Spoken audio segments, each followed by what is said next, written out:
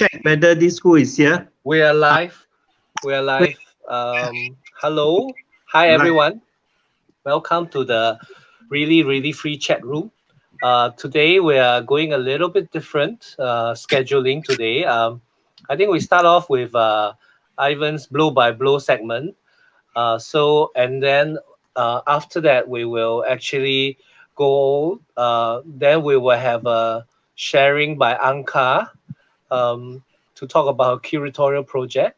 And then we'll end the night off with Sean's social sharing, who will talk about the cancel Rodney, Downey Jr., the Shunfu, market sovereign citizen, the Rapplers, Singapore is back towards foreign workers, and View TV super program hosted by the Hong Kong theatre practitioners. So without further ado, I'm just going to hand over to Ivan.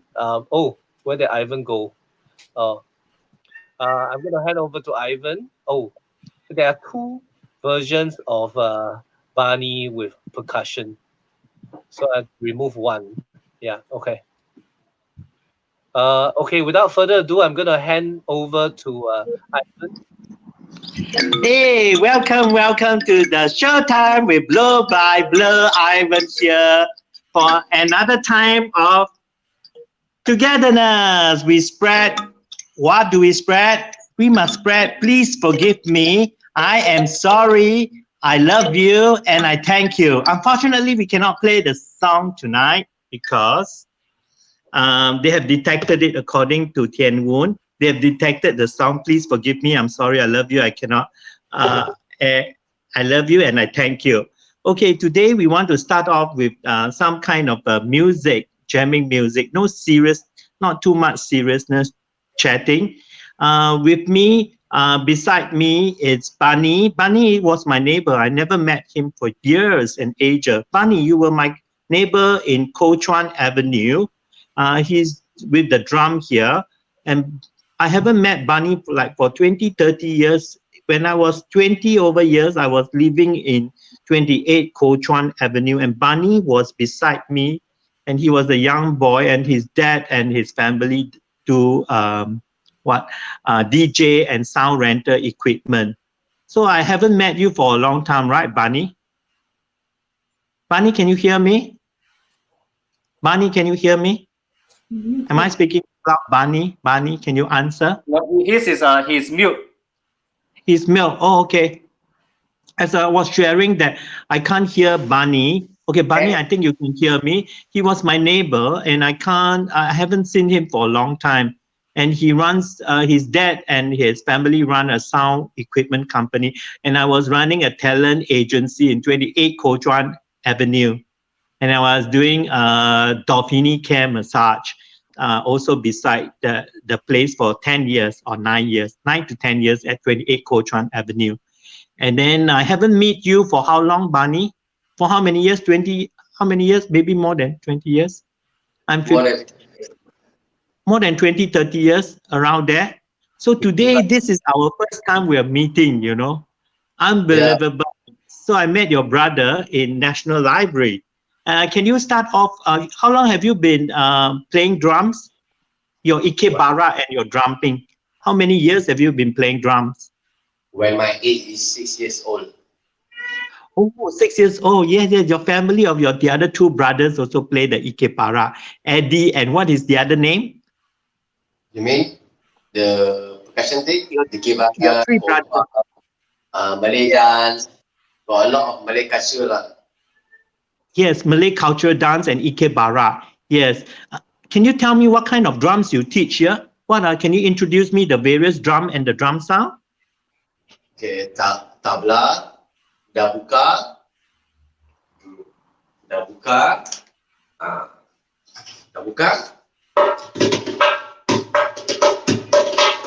okay.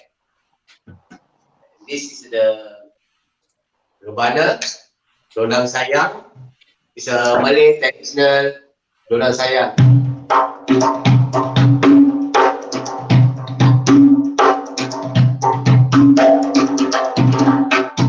It's a Malay dance group lah. And then this tabla. When my age is 7 to 8 years.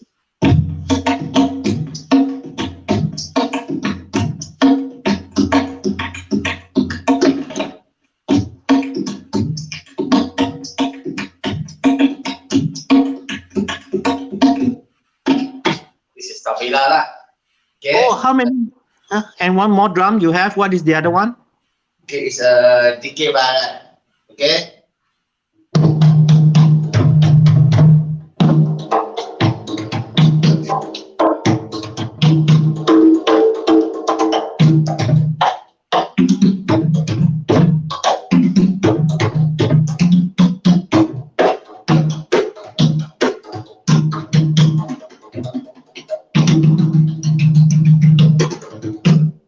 It's a DK barat.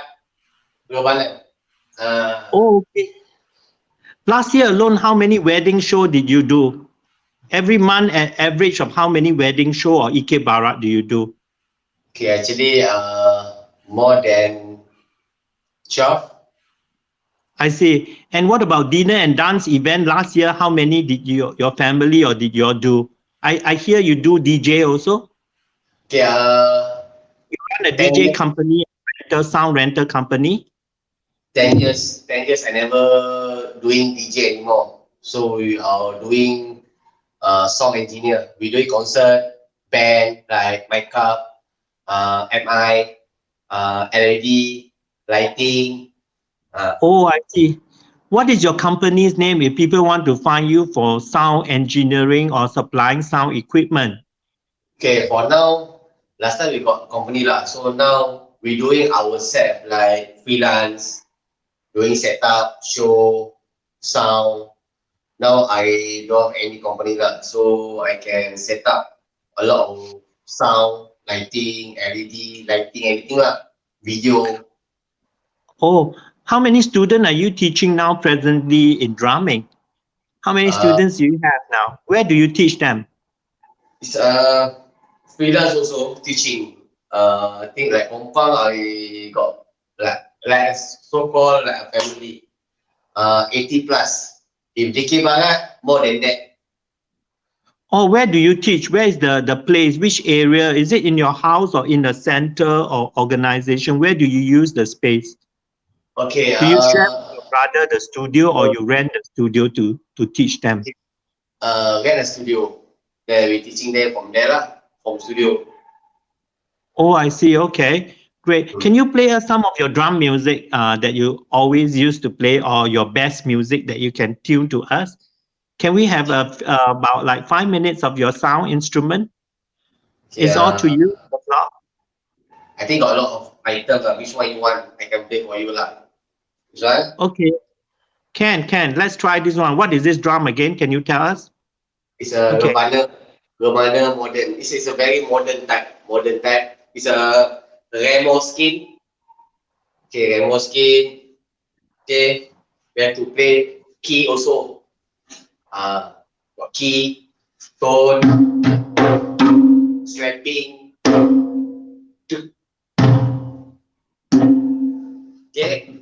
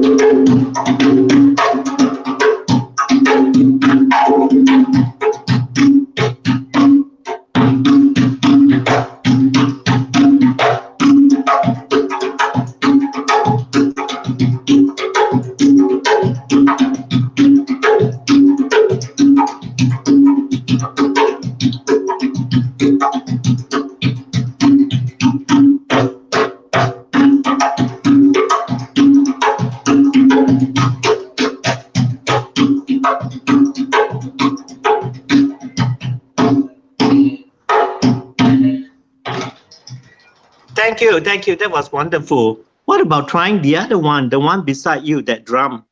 Let's try that one, the other side. Which one? This one? Yeah, maybe we can try this one. Yeah. Wow, Yeah, you have so many drums, huh, Bunny? Yeah. Do you have a website? Just in case, we can also post you a link about your what you're teaching and stuff. Do you have something? Yeah, in case people want to find you, do you have your website? Can you tell us later your website, or type into the Post Museum comment in the show before? Yeah, okay. you can tell me what is the website, and I'll type it in. Okay. Yep. Oh, what? No. You need to play or what? No, your website. Do you have a website? Okay, actually, confidential. Okay, got it. Oh, the website is not ready yet. Okay, we'll put it as not ready. But if people should like to find your drumming or to get you to collaborate with them, they can look for me. I can put you in touch with my Facebook is Ivan Tan there, or you can find me at Post Museum, or you can directly look for you, because you could be joining us and they can find your name. Your name is Bunny, right, or whatever? Yes. Correct? Or your Yes. nickname, Okay, can you play for us? What is this drum, please? Okay, this the now Singapore DK Barat, very famous in DK Barat. This is Rebana from Kelantan, country from Kelantan, Malaysia. Okay. It's the same How much is the drum like that? To get a drum like that, how much is it? Singapore price more expensive, or you go to Malaysia to get it? Malaysia more cheaper. Oh, I see. Okay, let's play. Yeah. What? Oh, wow. Yeah, it's a very beautiful drum. Yeah, can we get 2 minutes of your music? 2 minutes.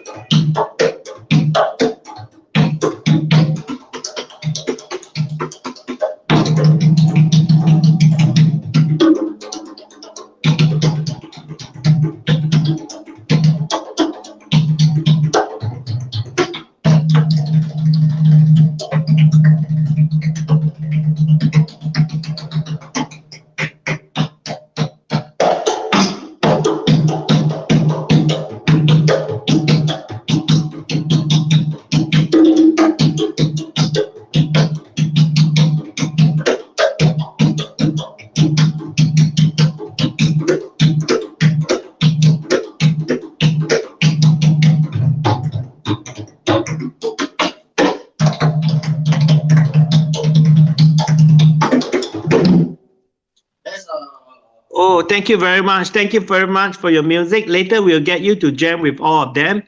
Maybe we can introduce our next guest. Can we have, welcome Auto Hub as well. Phil, if you're there. Welcome Auto Hub. Can you play a little bit of your music? Can we have a little bit of your music? Phil is back with us, yeah? Yeah? Let me know if you can hear this. Okay.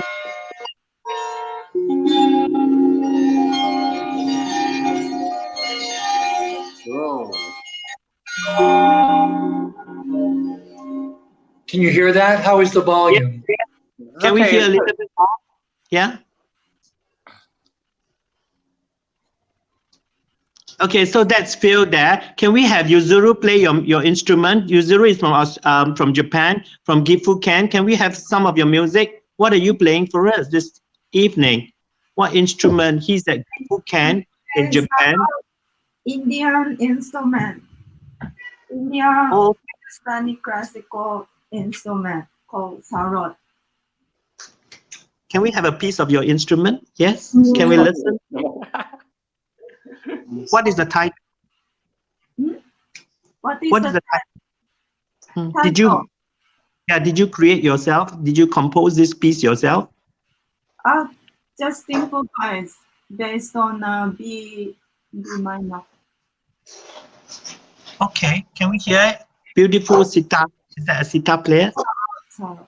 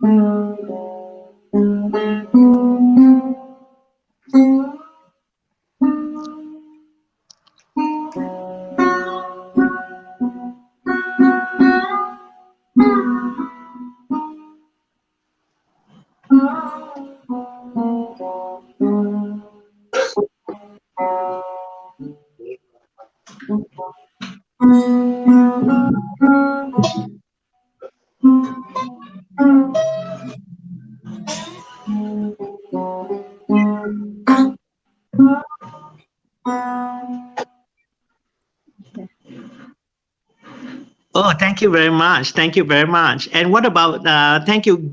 You from Gifu, Ken, right? How is Gifu now in the weather there, and how is the situation of the COVID-19? like, Do you have many people there? 27 degree. It became suddenly very warm. Situation in Gifu is getting better. There is not much new infection inside the Gifu prefecture. But Okay. there is this stay home policy another 4 weeks. Oh, for those who are just watching us, Yuzuru actually did the episode 10 with me. We made our appearance just on Sunday, and we did a piece together in Jakarta. So if folks, you are looking for our arts program, we did a piece of Zentai Walk and called The House Without Nail. And we presented the video clip of me in Zentai costume, and you can see in the episode 10 with Kelvin and Matt DePrata and Rosanna, the main person, as well as Aziz, right? And that was just on Sunday. Thank you very much for the music. We have on my right-hand side, Jeray. What are you presenting to us today? So actually, I want to share a bit. You see, the behind this is actually Yuzuru Zentai also. Oh, Yeah, last time there's a pink one, then there's a white one. You use for performance art. Yuzuru, what was this performance about again? That was the last performance I did in Singapore just to give away my belongings. But before I used a lot about the figure for sculpture, soft sculpture installation. Yeah, so now it's in the independent archive. So I have some of them in my house. We just use it for performance. How many do you have in your house? I have I have two pink one and two white one. Oh. Yeah. If you miss them, I can bring them up. Independent archive have how many of Yuzuru's Zentai? The two pink one, and then I think is it two pink and two white. Yeah. Oh, it's in a storage place in remembrance of the. Where is this center here? Where is your center, your art center that you store Li Wen stuff and all that together? Where is that? Oh, okay. And what is the center called? What's the name of the center called? The Li Wen's what do you call the storage? Independent archive. Independent archive. Yeah. Okay, it's near Tai Seng MRT station, right? Yeah. Yeah. It's in a couple factories. For us, what have you got for us this evening, Jeray? Okay, so I have my singing bowl. I think it's a crystal bowl. It's very loud. And then I have my voice, of course, so I'm going to sing a bit. And then, like you said that we're going to jam together or something? Yes, you can jam together. You and Jure and Yuzuru, you can both jam together. And if Phil decide to just come in anytime, you're most welcome to. And then suddenly, if Barney wants to come in, he can also come in. Let's have you jam for about 3 minutes to 5 minutes first. And then anytime, this Phil, if you have your auto harp, this is a jamming session. For the first time, we are all meeting here together to help to spread happiness and joy to people who are staying at home. So the arts community, we have tried our best to give you as much healing music as we can. So today we have a little jam. Later on, we will follow by a little meditation, about 10 minutes meditation and 5 minutes of Q&R with Phil with his auto harp. Yeah, Without so further me and Yuzuru, we have tuned our stuff to the key of B. So if just saying, yeah, like because Okay, I'm my doing harp is tuned to F sharp, but we'll see what we can do if it's compatible. I've never been in a jamming situation that the harp didn't work. Okay, It always seems to fit in. It always seems to fit in. Right. Okay. Awesome. And I'm I just wanted to let everybody know that I'm very excited about participating. I hope that we can be all synchronized together. I know that that's a challenge, right? Mm-hmm. When we do these live calls on these platforms, but I think it would be wonderful if it turned out that we would all be synced in together, because I know that sometimes people have to record separately. Yeah, and then sync them together. So I think it would be just amazing if we can do this live. Yeah. Okay. So I'm very, very excited. First, then I will come in. You can start anytime you want, and then I'll come in. Okay. Usually you start. Yeah, you take the lead. And Yuzuru for 3 minutes, 4 minutes, 5 minutes. And I jam May this moment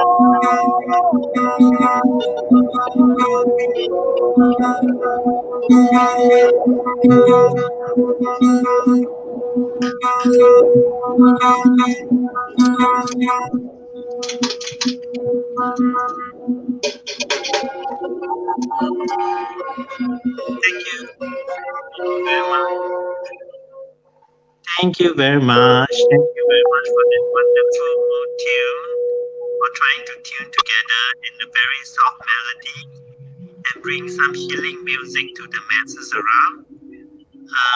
So we had, can we have a little bit more of from what you can share with us, Phil Gilbert, this evening about your thoughts on this world and going through some kind of a reflection in this whole world of the coping. Can you share with us, Phil, a little bit of your thoughts in this reflection time of coping? What can you bring to the table? I think what's most important, I mean, I know I know we've heard it from a lot of different people, but the message is the same, because the message is true, that we should not be in fear. We should be informed. We should understand that certain things are happening, and maybe some of them aren't coming from a good place, or a place of love, or a place of compassion. But we choose not to focus on that. We choose to focus on what is coming from a place of love, what is coming from a place of compassion and sensitivity and forgiveness and gratitude for the gift we're involved in now. I mean, I won't say that we're here because of what's happening, but it is a gift that we are here together. And I think we should always focus on the gifts that we've been given. This may not be a test, but certainly how we respond to existential crises like these in our lives, whether they're on a personal level or a community level or even a world level, we should try to be our best, and we should try to be the best people we can be. We can try to be the most generous people we can be, the most loving. You know, even in Singapore here, I've always believed that this is a place of great light and a source of great light in the world. And as many of us know, where there's the greatest light, it always attracts the greatest darkness.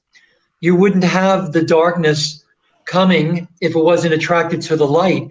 And I think the dark wants to redeem itself. It wants to be illuminated. So the dark will always be attracted to the light. And so this is why I think that where the light is the brightest, sometimes you'll see the darkest, where there is the most light. And I think we have to understand again that there may be consciousness in this world that doesn't understand the law of one, that doesn't understand righteousness, that doesn't understand the bigger picture, that doesn't understand how it might be hurting people to proceed with certain agendas. We don't have to focus on that. We have to acknowledge that these type of consciousness exist in the world, but to focus on our own power, to focus on our own grace, our ability to heal ourselves, because I think the more effective healers we are, then we can go out into the world and we can be more effective healers. And I think those of us that are involved in healing with music have a very special mission, because I think music can cut through a lot of that stuff, and music can put people in that place of love and forgiveness and gratitude, those postures of love And I think music goes right to our very core. And I don't believe that anything is discordant. I think that everything is harmonious. And I think that all the consciousness in this world is just looking for a place to fit in. And while it's looking for a place to fit in, it may cause a little problems, but I think we have to just really be true to ourselves. It's very hard to wrap our minds around everything that's going on in the world, but I think we just have to be the best people we can be and find a way to be of service in the world, to ourselves, to our loved ones, especially the ones that we may not feel are deserving of love. They are probably the ones that are the most deserving of love in this time. And maybe this is our real test. The ones that we usually think are not deserving of forgiveness, they are the ones, even Jesus, he didn't come for the people who got it. He said himself he came for the sinners. And I think a lot of the great teachers, they were here to demonstrate that love and forgiveness and gratitude and kindness and compassion for everybody in all the world's religions, all the world, and through all the thousands of years, the messages at the heart of all the great teachings have been the same. And we must learn to visualize ourselves as the highest manifest version of ourselves and try to see everybody as the highest version of themselves. And I think music is probably one, if not the most powerful way to get it to affect people's hearts. Heart always opens through music. And those of us that have been gifted to share the gift of music, I think it's a very, very beautiful thing that we do, you know, for the world in general. Yes, right? Because our program will be coming soon to an end. Can you lead us in the last 10 minutes of little meditation that you can bring us to the climate of tonight's blow by blow? Could you lead us to? Yeah, sure. And I would also invite everyone to join in vocally or toning or chanting. That would be wonderful. We can end all of this on a very harmonious, unified sort of note.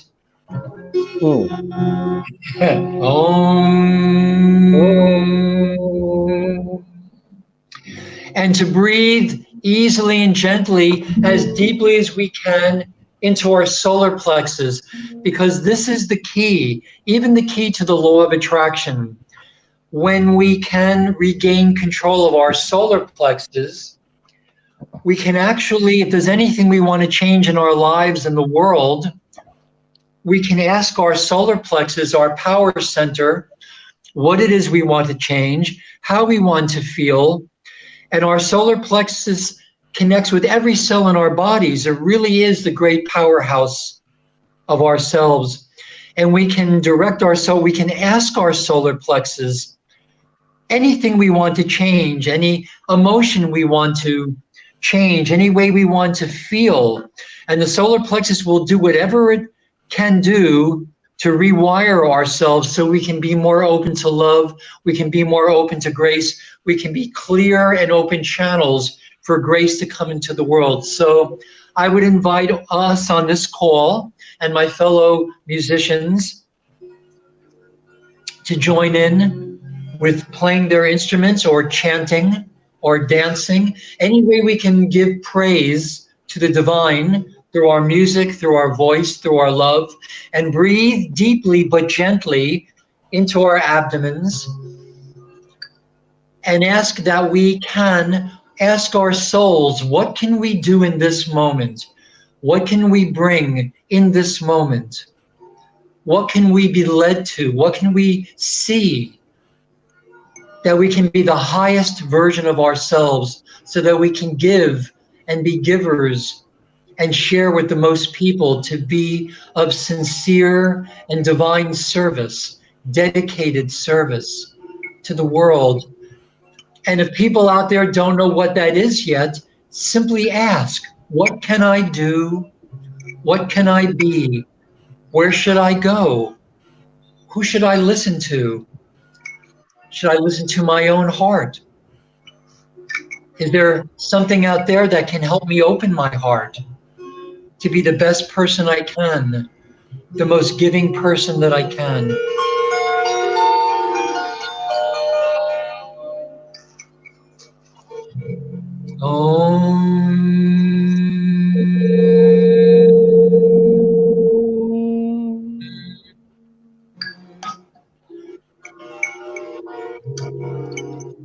And if you feel it coming through you now, let it express through toning, through chanting, through music. Just allow it to come through.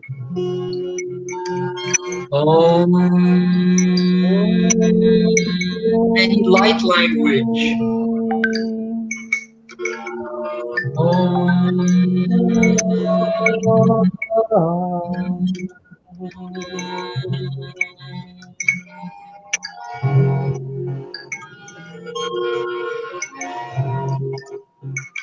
If any words want to come out, any music or toning or chanting, just allow it. Give yourself permission to express it. It wants to express itself into the world as an expression of love.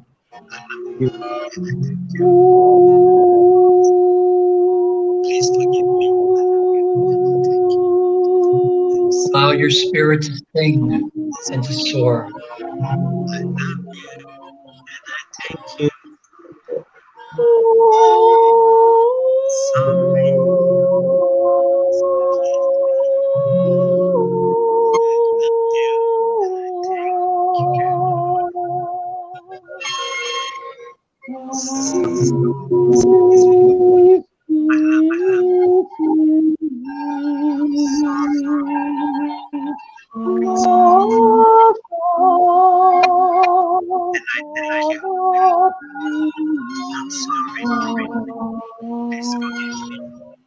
I love you.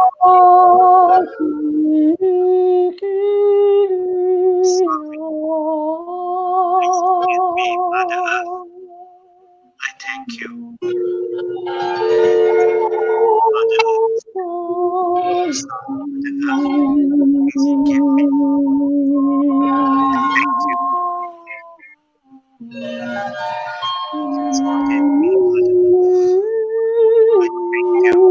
I'm sorry.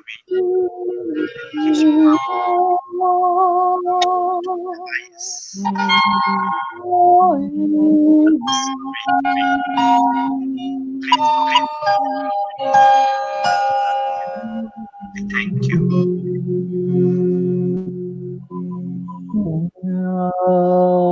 Sorry. Please forgive me. I love you and I thank you. I'm sorry.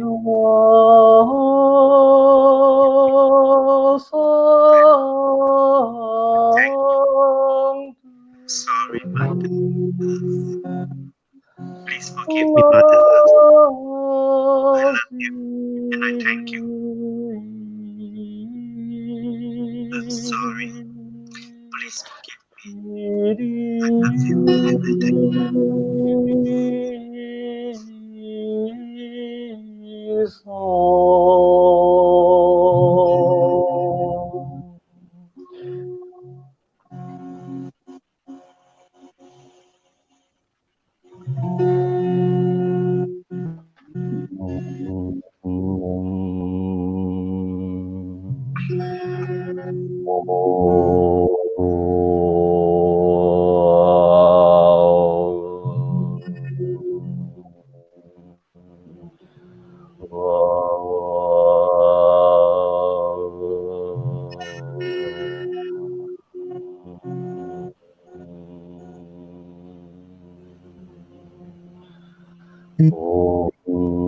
Shanti, Shanti, Shanti.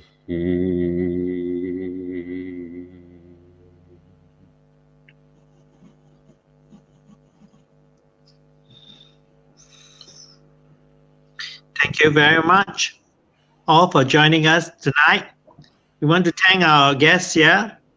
From me here, Ivan here, I want to thank Yuzuru, who came all the way from Kifuken in Japan with his instrument, and Bunny, who is not with us here now. He's gone downstairs. Oh, Bunny is back. And No Jure, kidding. also for your singing bowl, and also to Phil Gilbert for loaning us your beautiful harp music. Thank you for sharing this evening. As I signed off, this is Ivan Tan from the auto harp, from the sitar. Can you show your sitar? And somewhere, and your singing bowl, and also the drum for joining us. It's usual. I always sing my Your song, right? So, yes, tomorrow. But wait, Ivan, wait. I'm just saying that people like the jamming session. You can hear me, no? Yeah, Yes, people yes. like the jamming session, and people. I think somebody called Vincent was. Oh, Vincent was asking whether, yeah. how do we join the jamming session? So I think you all need to message Ivan to tell him that you all want to do a jamming session. But I think the jamming is beautiful, guys. So thank you. Yes, Thank it you, was the last minute Ivan. together. Unfortunately, we couldn't have Stephen on board because Stephen didn't know how to get in. We invited Stephen. No, We Stephen couldn't has a poor internet connection. poor internet connection, so he has replied to you.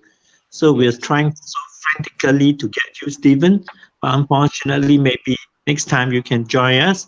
We can only have 6 people here on board. We have already did our best to invite the maximum. And most of all, I thank you all for sharing the time once again with Blow by Blow. And as usual, I am very, very, very thankful for this evening. Thank you to the divine intelligence for putting all of us together. And may we meet again. So, my son, may tomorrow be a perfect day. May we find love and laughter along the way.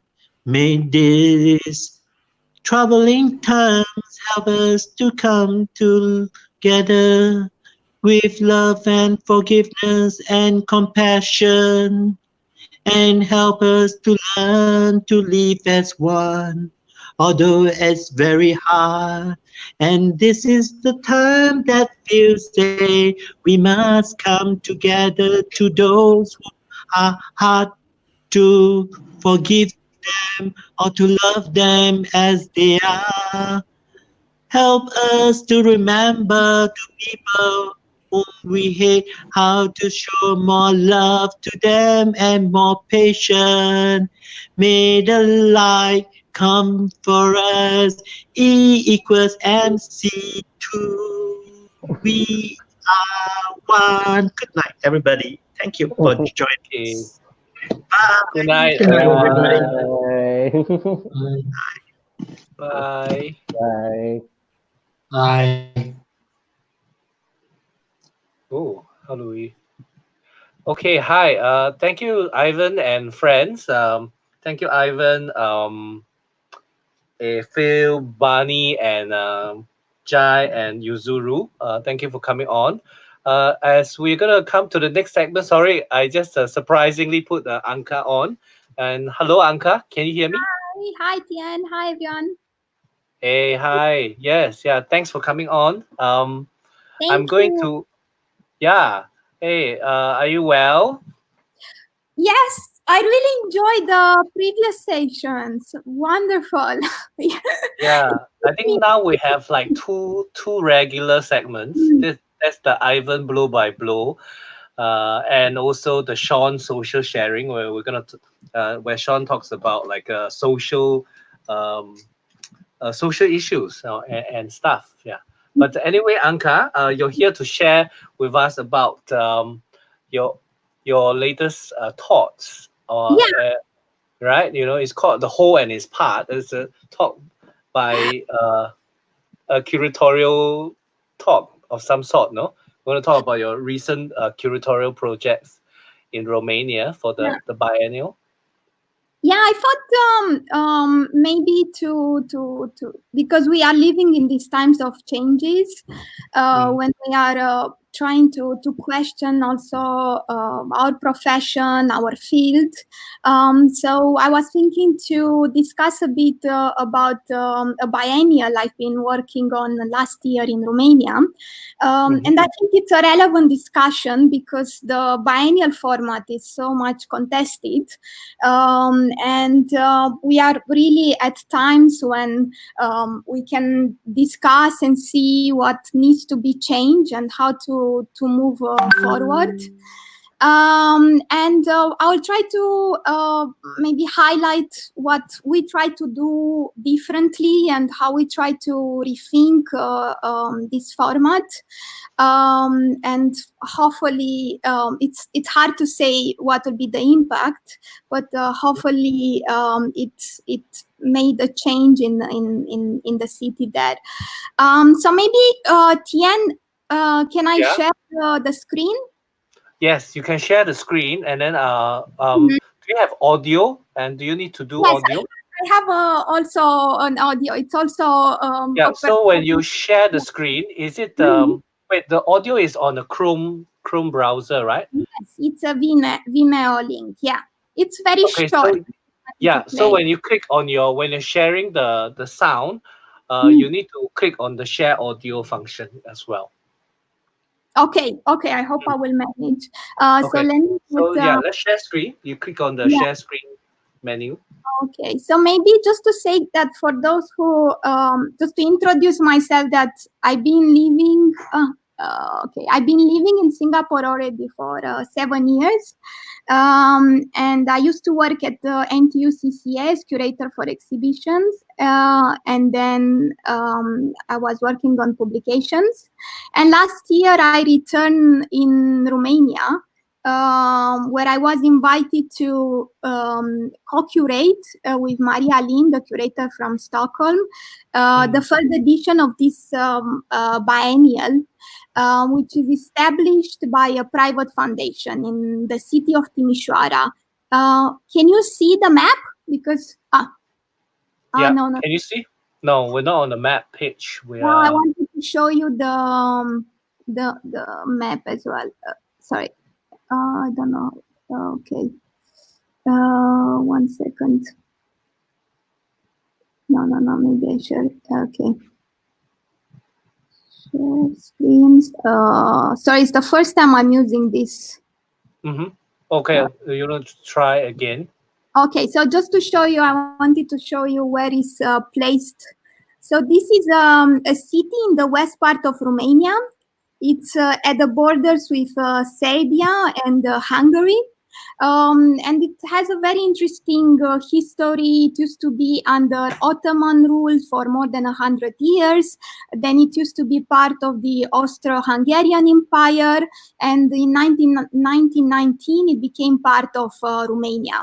And it's a very multicultural city with several ethnic communities. In the interwar time, for instance, the German language was the dominating language there. But you still have a community now of Romanians, Roma, Hungarians, Serbians, ethnic Germans living in the city. And starting from these particularities of the city, what we did, we actually took the name of the foundation, which is called Art Encounters, and we decided to translate the name in all the languages that are spoken in the city. It's a small gesture, but quite powerful as a way to recognize the identity of the city. And you'll see that. Do you see the screen? Okay. Yes. Yeah. So this was sorry. What is the name of the city? So the name of the city is Timișoara. Timișoara or Temesvar in German. So it's now part of the Romania, but as I said, it used to be part of the Austrian-Hungarian Empire. It was also under Ottoman rules for more than 100 years. And it's part of a broader region that is called Banat, which is shared between Serbia, Hungary, and Romania. So many of the cities and villages there, they are very diverse in terms of these ethnic communities. So that was something important for us to reflect in the visual identity of the biennial. So as I said, we didn't come up with a new title. We took the title of the foundation that is organizing the biennial, Art Encounters, and translated it into these different languages. So it's translated into Hungarian, Romani, Serbian, German, and Romanian. And we also translated, we couldn't manage to translate everything in all the languages, but the main curatorial statement was circulating in all these languages. And I think it was also one of the rare occasions, for instance, when we circulate the text in Romani language. It's the native language of the Roma community in Romania. It's a big community of more than 2 million people who have been living there for centuries.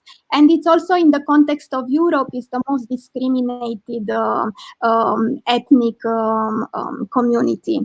And especially now in terms of the pandemic, it's been one of the oppressed community in Romania. Many people accusing the Roma that are spreading the virus, and all kind of accusations, lies. So going back to what is the no, I'm trying to get back to the link. Can you still okay, yeah, I got it. Is this one? But now I don't know how to return in my browsers. Okay, you need to maybe share another maybe. Yeah.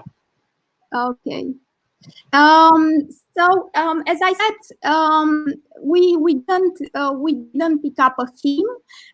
We decided more to work with a method, and this method we call it the whole and its parts. So we decided to treat the biennial as a one-year program, and this came also from ourselves questioning the meaning and the value of the biennial in a city that where contemporary art is relatively niche, where there are hardly active institutions. The faculty of art is also very small. So we ask ourselves what can be the meaning of a big event happening every 2 years. And we thought that maybe what can be meaningful is to do something that is continuous, that has a regular activity, that creates a regular discourse, and also operates at all the levels of the art scene. So one of our messages for the organization has been that an art scene is not only composed from artists. A good art scene needs also a good producer, it needs good writers, it needs good educators. So we are trying to create a program that involve all these different branches that I think constitute a healthy ecosystem.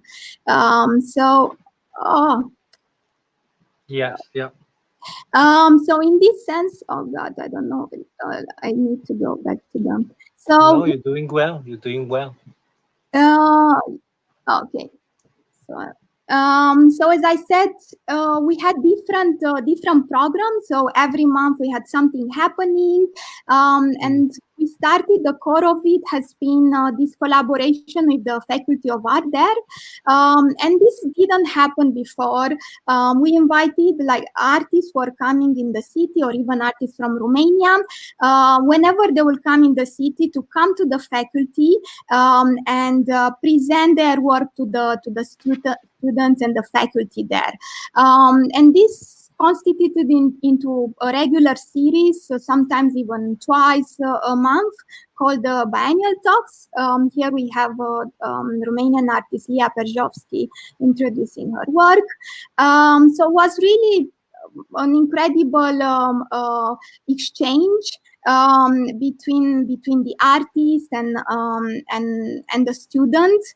Some of the artists also decided to do workshops there, and of course, some of these formats might happen during the biennial. But what I think it worked very well is that we started earlier. So as I said, we actually started this series 1 year before the opening of the exhibition itself. So we started the series already in November, and also Maria and me also, we did a presentation. So these were really regular exchanges. Then we also had Ambassador gatherings. Like every month we will meet in this a community hub. It's a cafe which is run independently in the city, and every month we will meet there. We invite also artists from the city, different people who are involved also in the research or who are interested in the artist, and we will meet there also on a regular basis. We also did collective readings. I don't have images here, where we'll meet together and read one text. Each guest of the collective reading will choose not only what to read, but also how to read. We also have, like in the last week of the exhibition, an independent publishing platform. So all these components constitute the whole, alongside with the exhibitions. So I think the message of what we're really trying to do is to treat this biennial as an institution, and to convey the message that art needs continuity. Romania also has had so many initiatives that had a short life, and maybe biennial is also one of them. So we're trying to convey the message that actually what it needs, it's a solid and institution that has a permanent program. So to make a bit of shift from a temporary format to something that is permanent. And of course, as some of these efforts are also leading to the exhibitions, and maybe what I think one important aspect about the exhibition that I should highlight is that we're trying to use what was around us. So to collaborate with especially with state institutions that have not been very active after the 90s, whose program has been a bit passive and not so much connected also to the young generation. So we really were trying to go back to them and activate these locations under the belief that the city needs also healthy public institutions. And maybe I also prepared a short presentation, just some short presentation with images from some of the locations. Actually, one is my. Let me know. Can you see this? Wait, hang on. I'm just wondering. Also, what is the website that you were showing us? Yeah. I thought that we should show that. We should share that on the link as well. I can share it now. Let me see how. Okay. How do I share it? How do I? No, it's okay. You just tell me the web link and I'll type it in. It's art. Maybe I can send you on WhatsApp. Yeah, you can send it to me. Yeah. And then please, so super. I got it. Okay, so I just I'm thinking gonna share it. Yeah. To show some images from the exhibition. I just chose 2 locations, we call them. And this is one of my favorites. It's called the Youth House. You remember when you met, there are 2 amazing artists, Irina Bot and John Dean. Yes, yeah. Yeah, so they are doing research on cultural houses in Romania or in Eastern Europe. Yeah. And this is one of these houses that falls in their research. It's called the Youth House. So these were actually established in Romania in the interwar time, but they become much more common during communist times. So you'll have a cultural center in the countryside, like a cultural hearth, but also a youth house in the city. So these were places where they will be hosting theater plays, cinema screenings, all kind of workshops. I was also I took a photography workshop many years ago in one of these youth house in Romania. But what has happened after 90s, so after the revolution, is that many of these cultural centers stop operating. So some of them, they became heavily commercialized. So they didn't play any role in the community. They completely lost their function. And this youth house in Timișoara, it's actually an exception, I think, across Romania, because it's extremely active. It's run by it's a very inspiring organization. So it's run by a youth organization. And it's full of life. It's open 24 hours, so you can go there at any point. And it hosts theater plays. It has a library. It also has a hotel inside. It's an incredible organization. And you see, like, it has this specific, like, post-war modernist architecture. Not that many people there like it because it reminds them of the of the communist regime was in the 70s. Both Maria and I, we really like it. This is side of the youth house, and we're very happy because we managed to convince them to replace all the light bulbs, so we can have this beautiful chandelier working. Oh my God, they look all gorgeous. Yeah, it's incredible. So when I was saying that we are trying to work with what is around us, we also try to not to turn the locations or the spaces into something which are not. So we didn't want to turn it into a white cube or into a conventional exhibition space. So we wanted to really to highlight the architecture. And what we did at the youth house was really a form of like curating in situ. So we didn't want them to stop any of the activity because they have such an amazing full schedule. So we decided that to find a way in which the works cohabit, are inserted in the space, and allow for their activities to operate normally. So, for instance, this is the auditorium, the main auditorium. It's a huge theater play, theater space. Sorry. So whenever they will have plays there, we will stop the work for a few temporarily.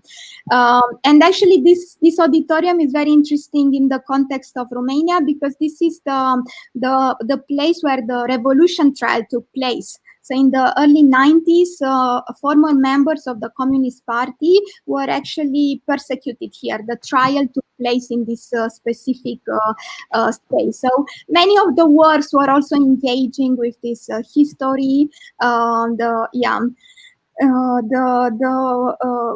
power dynamics. Anyway. So moving forward, so another work, the building also became a protagonist. This is the work of artist from Romania, Mădălina Zaharia. And also what I wanted to show is one of the new works that were produced for the biennial was a work by Craig Chan, an artist from Singapore. And I must say that this work was so much loved by the people, by the visitors, by the people from Romania especially. They loved it. People told me, from the high intellectuals of Romania to people who have nothing to do with contemporary art, they love this work. What Craig did, he worked with a group of musicians, a traditional band of musicians. He was very much interested in the, let's say, more traditional music from that region that has a very fast rhythm. And he worked with this group of musicians to slow down the tempo of the music 4 times. So from a song that is very fast and rapid, it becomes very, very slow. In a quarter of hours, it's dramatic, the transition, and it is all shot into, it's a one single shot. So it becomes more performative than a video. And he also worked in parallel with a group of dancers who are trying to follow and adjust their movements to the tempo of the song. So maybe I can play a bit, Tian, because this is what I was preparing. Is it okay? Yes. And you just have to sort of click on the share audio, because I think there's an audio function. Okay. Do you see the share audio box when you share screen? Yes, Okay, you need to click on that. Okay. Okay, so let me just prepare it. So it's called Every Good Body Dances. Okay, and let me now just play it. Okay, I see it. Can you hear it? Yep. Yeah, I can hear it. Okay, so the song will start at its normal beat, and then it will slowly Like half. Yeah.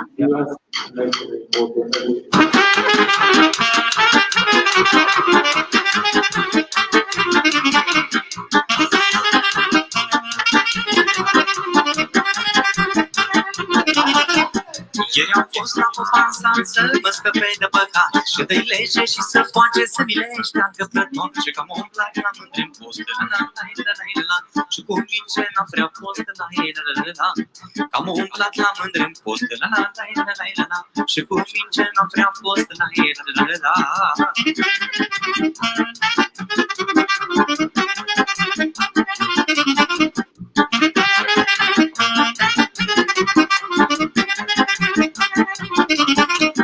Popa om cu multă carce o zis că așa nu-ți păcat, ce nu poți și nu fi păcat, dacă în lumea așa-ai lăsat, să-ți iubești aproape la ce să-i vrei tot vinili, la să-ți iubești aproape la ce să-i vrei tot vinili, la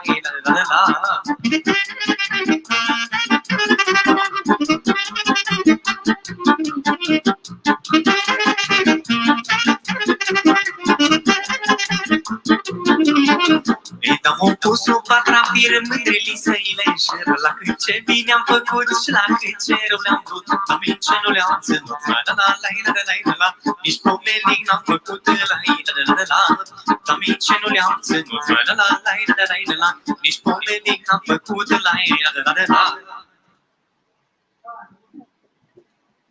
So then it starts again and it slows down. And maybe I can show towards the end. Shall I just show the Sure, yeah. dramatic shift? Then I can share. It's very dramatic. It gives me Okay, yeah. whenever I watch it fully, and then I can also share the link. So if anyone is interested. I'm gonna go full screen.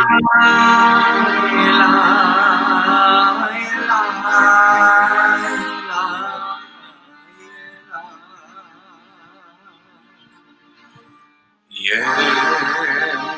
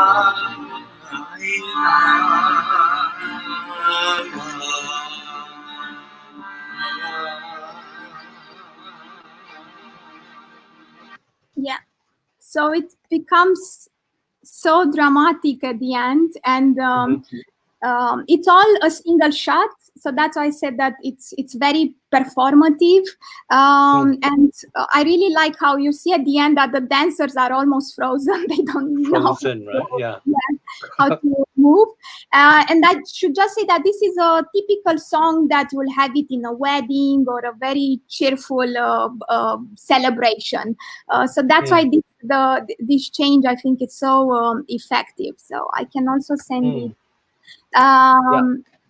Okay, and so this was one of the works that was also shown in the youth house. It was shown in it was inserted in one of their spaces for theater rehearsals. They would also have some plays there, and we did the same. So whenever they will have a play or an activity there, we will stop the work temporarily. It was not always smooth, but I think, you know, this was a way for us to respect the identity and the nature of the youth house. And maybe just to show something else, can you see again the PowerPoint? Hang on. Yes, I got it. Okay. So this is also part in the youth house. It's their dance hall, and this is a place where it's dedicated to, like, from ballet dances to hip hop. And we have two artists from Romania who actually came in residence in Singapore some years ago, Mona Vătămanu and Florin Tudor. I don't know if you met them, Tian. It was no. Yeah. They did also work in Singapore when they were here. Actually, about the migrant workers. Maybe one time we shared it. Oh, okay.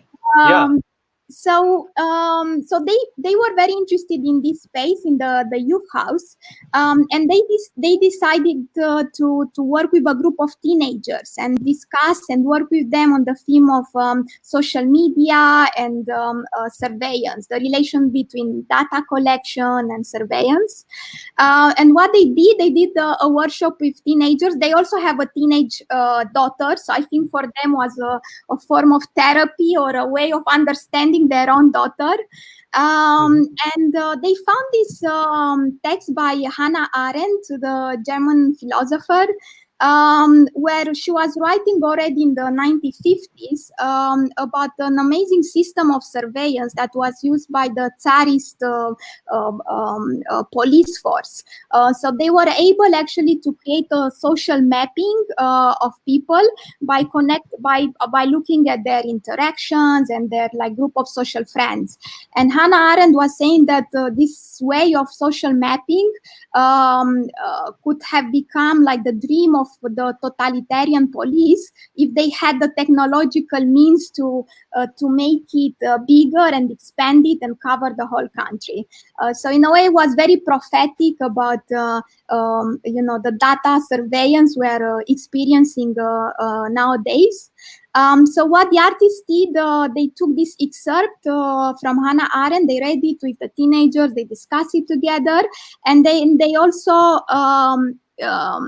actually they also print it with stickers on these canvases that you see here, and then they peel it off from the canvas. But you can still see if you go closer, you can still see the traces of the text. And also they started to during the workshop and before, they were also drawing these circles on the canvas. So the circles are a way to bridge between the language of abstraction in art with data visualization, is the common a common language. So, and as I said, this is really a very used dance hall. So I was going back one of those days, and there was a hip hop class taking place there. So it was really amazing to see, the artworks inserted in the space and coexisting with the activities in the center. Okay. Maybe just more another example I wanted to show. It's another location. It became a public transport museum. It's a former tram depot that has been changed into this public museum that it's still to be open. And again, with the youth house, what we try to do is really foreground the architecture of the space. It has really an amazing skylight. It's been very nicely renovated with you see the wood textures. So we really wanted to create works that are highlighting and then make you look at the building and what is around you. So here is another image, and you'll see the image of the pigeon, which became let's call it the mascot of the biennial. It's an image.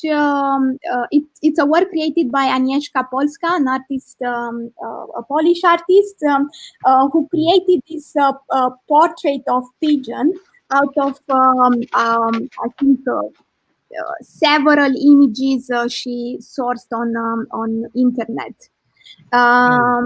And then maybe here we also showed, it's a new series of work by an artist from Romania, Iulia Toma. Her background is in textiles, and she's been working in Bucharest with a refugee center there, where she interviewed several refugees who came recently in Romania, especially from Iraq, from Syria. And she tried to translate their stories, their life back in their home country and their life now in Romania. She tried to translate them in these embroideries. We had several works engaging with craft and work of hand. This is another textile work, is by a work by Malgorzata Mirgatas. She's an artist also from Poland, and she's working. She's doing a lot of portraits of women from her community, the Roma community from Poland, and she's actually working with recycled clothes or clothes that she's receiving from these women. So it's all it's all existing material. So she's also working with what is around her. And maybe just to end, I wanted to show this was a new work that will stay in the city. Let's hope as long as it's possible. So this is a mosaic. Mural work which is done at the passageway at the main railway station in the city.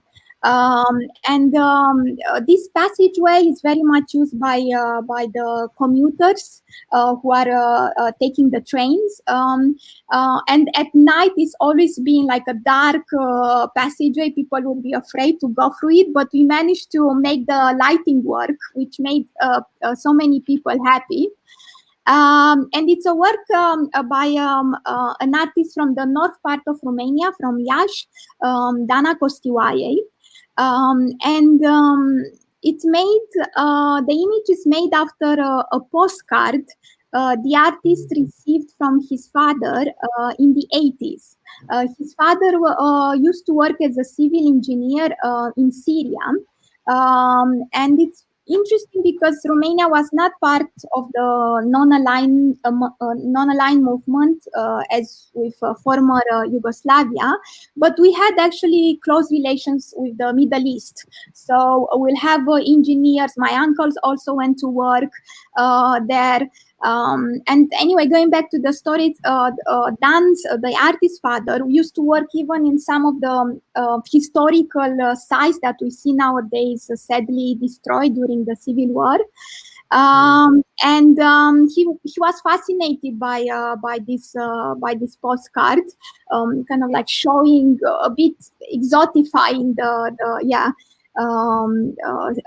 Syria.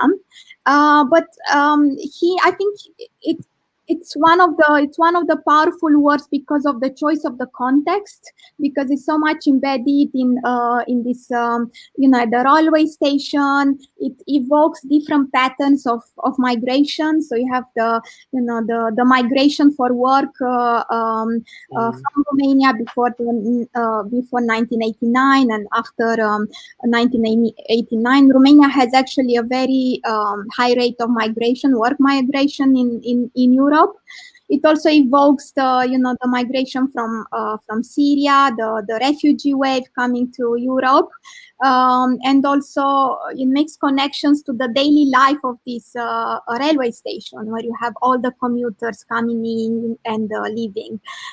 So for me, this has been one of the really powerful ways of working in the city, and also leaving maybe a more permanent and continuous trace. Yeah.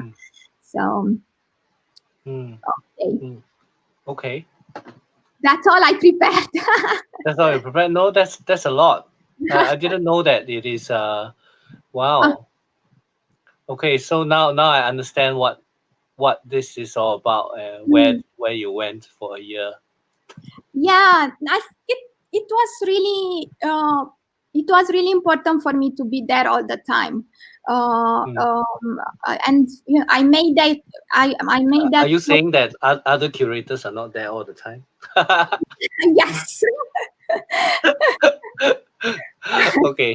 I mean, well. Yeah. See, Patrick, I was so disappointed. Patrick should be here more.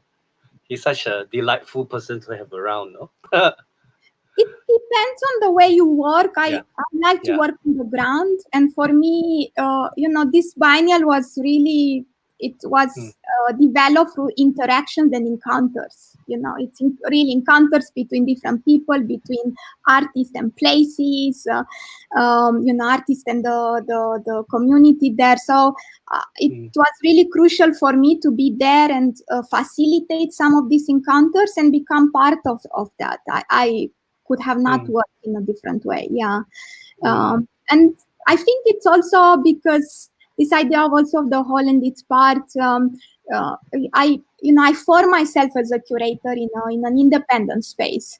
And I think when you come from that, you are really used to do everything and you care about everything. So, for me, everything is important, from hospitality to the way a text is written and to the way the work is installed.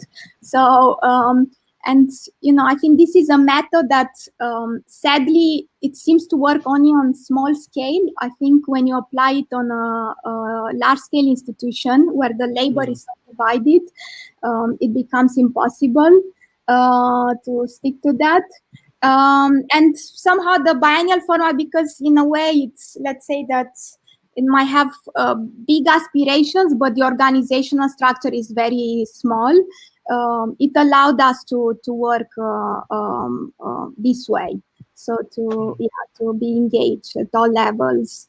And maybe I should say also that another part of this whole is the publication, and we decided not to publish a conventional catalog, so a catalog that you launch it during the opening of the exhibition, but to work on it after the exhibition is opened, and to include in the publication documentation of the new works, documentation of the locations.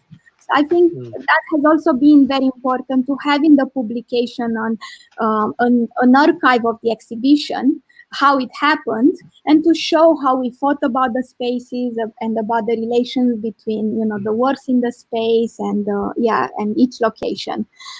So which meant that the publication was delayed. It was only released now in March. I still don't have a copy because I returned here and now everything is frozen.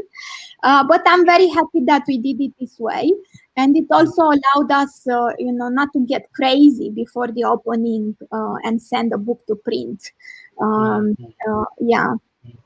Right. I thought, well, we should try to round up for the for the next segment. But I thought maybe I'm not sure if you covered it, but would you be able to tell us a little bit about the biennial? That how does this art how did it come about actually? Is it like a city commissioned this and something like that? So it's established by a private foundation in Romania, which is called Art Encounters, and it's founded by Ovidiu Sandor. He's a art collector and also a real estate developer. And he established the biennial, as I said. This was the fourth edition, and he's also running. The foundation also runs a program of exhibitions and residencies in the city. What has been important for us to highlight, and I think it was not clear for many people, is that more than 60% of the funding for this edition was from public sources, and we really wanted to make it public and write about it in our essay and talk about it publicly, because the perception in the city and in the country is that it is a private initiative, or it is a private biennial altogether. And we wanted to highlight to everyone that there is a lot of public funding invested in it, and with this comes also a different responsibility and also a different ownership from the people in the city.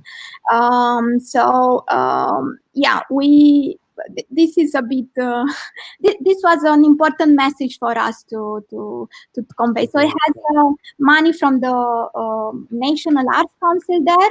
It also has money from the City Council, and as I said, it's more than 60% public funding, and.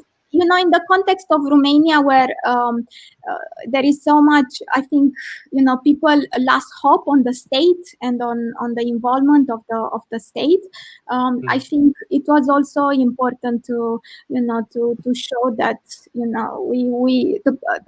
we need also the support of the state, and we should ask for the public institutions to take responsibility. That's very interesting. It's the relations to the state that I think it's a bit it's a, let's say, different than in Singapore, where here so much of the institutions and the initiatives are under with public funding. So you're right, because actually our biennial is completely driven by the state. And of course, but I just wanted to also go, before we head off, I thought I wanted maybe you to talk more about, so the idea about the whole, right?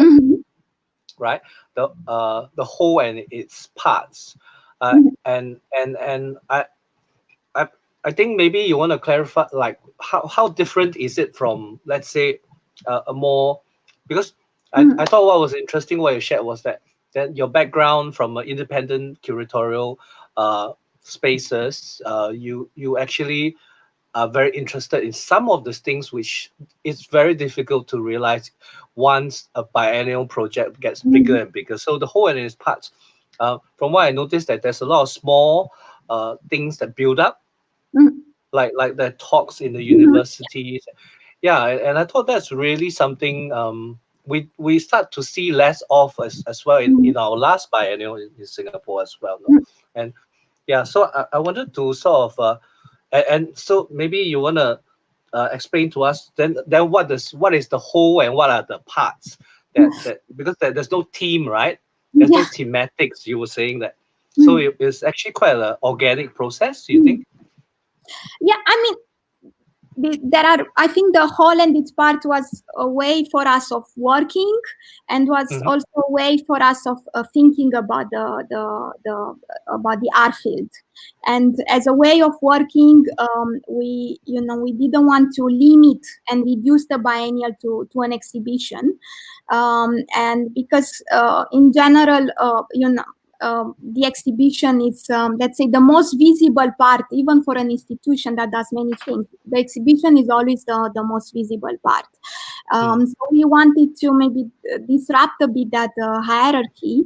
And we also wanted to show that there are different ways of working with the artist, and also that, as I said, that the art field has many components.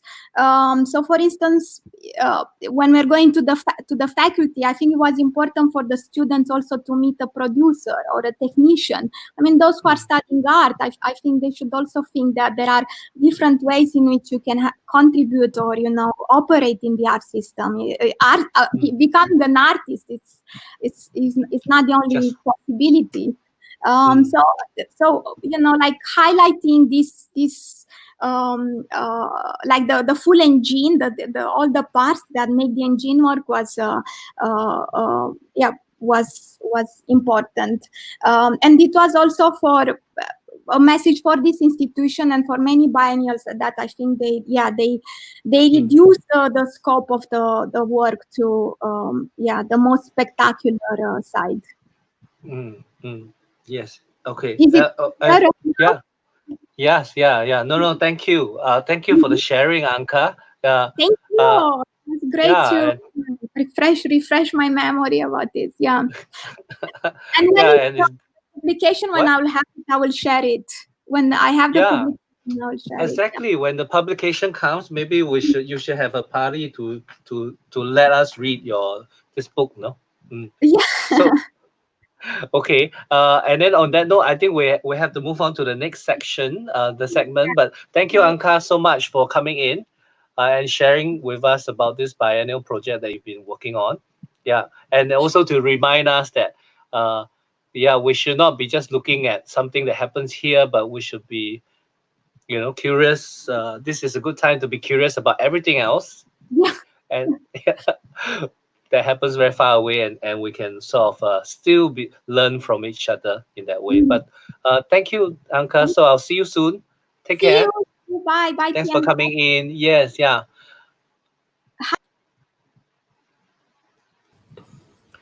Okay. Hi, Sean. Hi everyone.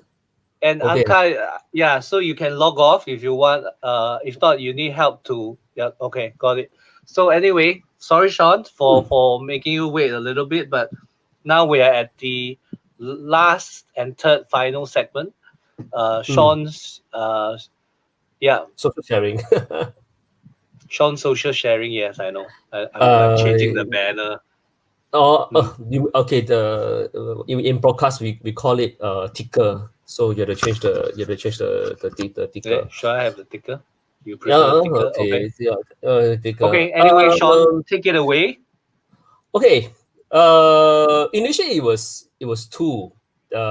Then it was based 2 items. The one the View TV Hong Kong's suffer infotainment show by one existing theatre practitioner. The other one who started off as a theatre actor, then now turns entertainment guy, and the third is a and the third host is a lady. So this one is just I just want to talk about these two.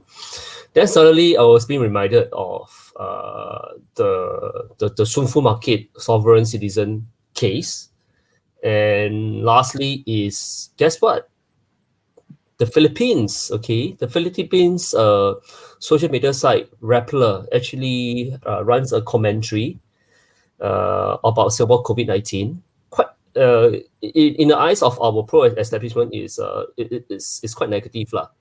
Then the same site actually the producer is in Singapore, a Filipino producer is in Singapore, interviewed Alex Au from the Transcend's Workers' Count 2. Yeah, so that's the bring up the lineup here for this evening. So, okay, let's get started. I'm gonna like paste that inside our chat. Yeah, okay. I will send the Twitter link to you. You can paste it on from the private chat. You can paste it to the Facebook comments. Okay. Okay. I just did actually. Okay, cool. Okay. Yeah, I'll give you the Twitter link. Cancel RDJ, which is the short RDJ represents Robert Downey Jr. Okay, or Rodney Downey Jr. Okay, what happens was that the Generation Z, not the millennials, those born in Generation Z, okay, 1997 to 2012. Okay, this group of young ladies suddenly discover Tropic Thunder, and they were so aghast that, oh, RDJ actually does a blackface. Okay, so what happens is the story is behind this. If anyone has watched Tropic Thunder, you know it is actually a satire film, which about the whole filmmaking in industry in the United States, and so RDJ, who happens to be known to us as Iron Man, okay, on that year itself when he did Iron Man 2008, he did a Tropic Thunder, and satire film was directed by Ben Stiller, okay, who has a role in it. So what happened was that RDJ's role to play an Australian actor called Kirk Lazarus, and to make it sound convincing, right, itself, okay, the character actually goes to this skin pigment operation to portray himself as a African American, and in the satire film, he explained that, you know, why he does it, and he actually even learned how to speak like a African American. So the whole story goes quite crazy to a point that, you know, he mentioned to Ben Stiller, because Ben Stiller's character wanted to win an award because he has been part of this action-packed films, you know, keep on churning, but then his career is not going anywhere. So there are also a few other actors who come together to do this something like Apocalypse Now style of Vietnamese war film.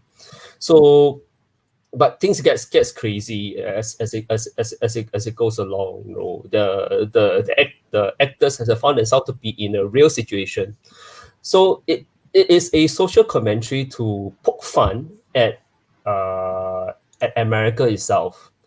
You know, America itself, to actually, and also at the film industry, you know, to take whatever it takes. I'm sharing the Twitter thing, Tian. Okay. Mm-hmm. Yeah, I'm sharing the Twitter thing. You can just pump it on the main screen. So basically the story goes that, you know, okay, some of them, I think Ben Stiller got nominated in the end, and then the film is a roaring success and all the kind of point. Yeah. So you thought that's it, right? No. Jamie Foxx in 2011, which is 9 years ago, actually went up to a radio show and then to talk about, Robert Downey Jr. after post Tropic Thunder. Okay, they did another film and had to portray another guy, and then they got so worried that, okay, oh, what will be the reaction? It's like, because Tropic Thunder has no issues because the audience love it. He does a blackface, but then the people, right, actually knows it, actually knows it itself. So there's no issue. But it is subsequent, these things come out, one by one. So 2020, some of the Gen Z actually got noticed. Oh, Robert Downey Jr. does blackface. And then it's like a crime that it should not be pardoned. And then they wanted actually to cancel Robert Downey Jr.'s role in the film itself, or even call him out. So it splits to a Twitter war, between the generation Z and those generations that was born before them. They said that you say that, dude or ladies, do you actually go and watch it? Watch it. So sometimes like what we mentioned here, this film, I can't remember. It's these two guys, okay, who were African Americans, okay, in the film itself decided to make themselves blonde, to investigate some cases, and in the early 2010, okay, is this acceptable? Yes, it's acceptable in the United States. Yeah, United States. So why are the Generation Z actually triggers?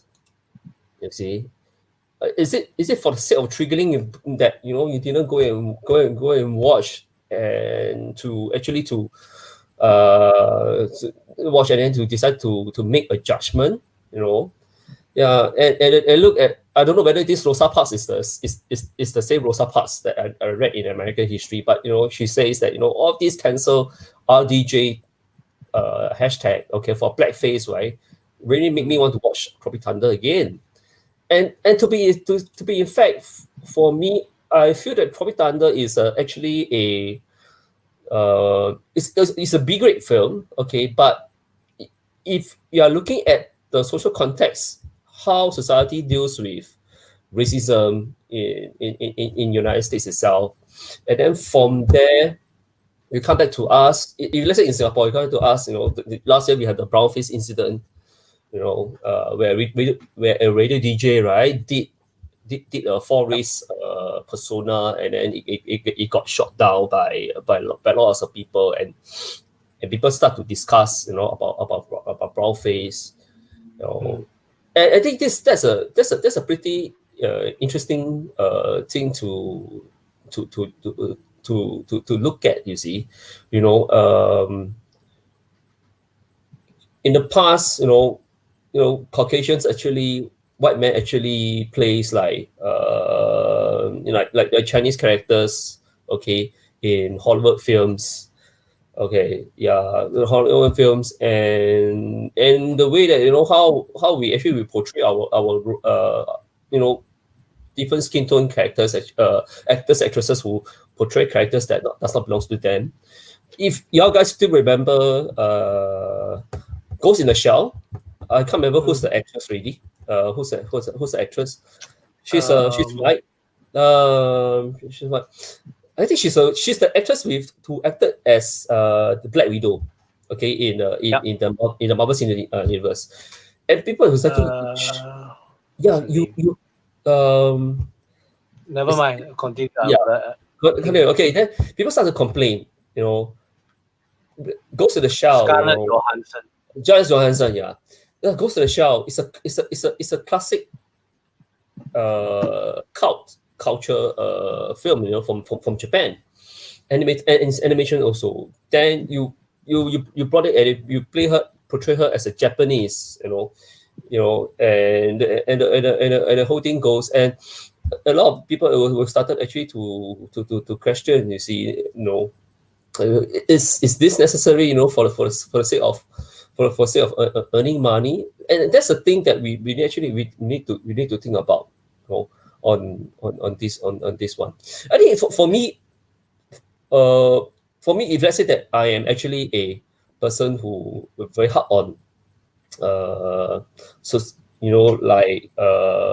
cultural sensitivity, right? Then you say, okay, no, you shouldn't do this. Cast someone in a light itself, in a positive light. But in a sense that's not entertainment anymore. That's equivalent like a propaganda film. So I think be it in United States, okay, be it in United States, be it in the be it in United States, be it in anywhere else, okay, just continue to enjoy. You see, yeah. I'm sharing the YouTube You're clip. Sharing the screen. Sorry, share the screen again, Okay. Yeah. Okay, so basically this is a clip. These are the clips that what RDJ did. Does he have a big role in the film? Yes, I think it's a pivotal role. Yes, it's a pivotal role, and the whole thing is centers between him and Ben Stiller. Ben Stiller. So a lot of these cultural nuances, all this class and all kind of fun, and come on, it's satire. Yeah, it's satire. You just enjoyed it. You just enjoyed it. Okay. I'm not saying that we should not actually be insensitive to race. Okay, we have to. We really have to, and not only that, sex, okay, gender, social class, okay, all these things we have to be sensitive to it, okay. But on top of that, when it comes to entertainment itself, right, okay, actors, actresses, directors, film producers, they're here to entertain, okay. In Singapore, we are very stressed, okay. Like right now in COVID-19, I understand that it's even more stressful than in the peacetime. So, just if you have a chance, right, if get a copy of the film, watch it, and then if you guys want to discuss, you can actually discuss on Twitter, because you just put the hashtag cancel RDJ, right? You will just flow. So yeah. So I emphasize again, I am for sensitivity in social issues, okay. But there are times that we need to actually to watch something and relax, okay. If you want to discuss, right, okay, discuss it in a civil manner, okay. Full stop. Okay, so this is the first part. Okay, that's the first topic, which is I will send it to you. I'll send you the link. No, I think we got the link. We got the link for that. Okay, but there's one on YouTube on Jamie Foxx. Okay, and also the compilation of RDJ in the film. Okay. I understand that this film is now available on Blu-ray and DVD. So just go to online and check it out. I do not know whether Netflix has it or not. Yeah. Okay. All right. Okay. So now next on the agenda. Okay. Shunfu Market Sovereign Citizen. Wow. This okay, lady, that's exploded. That's exploded. Okay. She's on trial. Okay, she's on trial already. So today or tomorrow? Today, just today. So okay, Tian, let's share the news one. share screen. Okay, hang on. Okay. Actually, they come out very small on the. I mean, just to let you know, Sean, they come out pretty Yeah, I know. small on screen. I know. I guess we'll be sharing the link. Yeah, I think this one. It's on today, so you can find it. Okay. Sovereign woman remanded at IMH. Yeah, faces 4 charges of public nuisance. And you know what I look at it. Okay, I think first thing first lah. Okay, Shunfu Market to me, before this hoo-ha, is the place where I can get my favorite muffins. Okay. Oh yeah. Yeah, I think my they have favorite. a few bakery shops, right? Yeah, but this particular one, I don't want to do product endorsement here. like what happened to I think what happened to our few segments a few episodes ago. Okay, there's this store, okay. It's the store name is comes in 3 syllables. Okay. Yeah, this a very huge clue I give. Okay. So they have all for me supermarket is about food. Okay. Then came this lady. Okay. Internet was a buzz that this one she must be from she must be a naturalized citizen. But actually now people start to say, okay, news come out, confirm she's a Singaporean. Goes to Australia. Okay. But the funny thing is you look at it, okay, she said that I extend my sovereign immunity to the lawyer. To the lawyer. And then I'm not a person. I want to refer as the old school English, do, die, di. That's the thing. Okay, but what is sovereign citizen? Okay, let's share again. Okay, wait. Okay. At the end, can go already. Yeah. Okay. When today actually probe this, right? I am I'm a bit worried. I'm a bit worried for this. Sovereign citizens movement, right, in the United States is classified as domestic terrorism. Okay, but what's the gist behind it? It's just that in United States, okay, some of the citizens, they feel that they are not being represented by the federal, so they wanted to have some stage of the protest, okay, to actually by doing paper terrorism. Paper terrorism, what does it mean? It means that they do not submit to whatever rules that the states want them to do. Okay, like filing for taxes. Okay, so when they file for taxes, right, instead of filing proper ones, they'll file for legal lawsuit. Okay, they'll file all those papers, actually to just for one fact, they do not want to pay something. A very classical case is in the southeastern states of USA, where a person who does not want to pay a pet license fee reviewer, which is only 20 USD, goes through the whole entire length of going through court 3 years, just to say that no, I'm not going to pay. Okay, so they feel that their rights, okay, it's equivalent to the sovereign itself. Okay, I do not conform to the rules and the ideas, of the rules and the ideas of people of what the state should want me to do. Very similar to some of the cases here. But then it's a total different matter. Okay, different matter. So the things is that, okay, in this article it was mentioned that this movement is rooted in racism and anti-Semitism. Okay, and it builds on the belief of compulsory theory. Okay, total disregard towards the common law. Okay, law. It was how many people estimated to be part of this protest? Okay, it can be from 50,000 to 250,000 people. Okay, to say that, hey, I'm not going to do anything about it.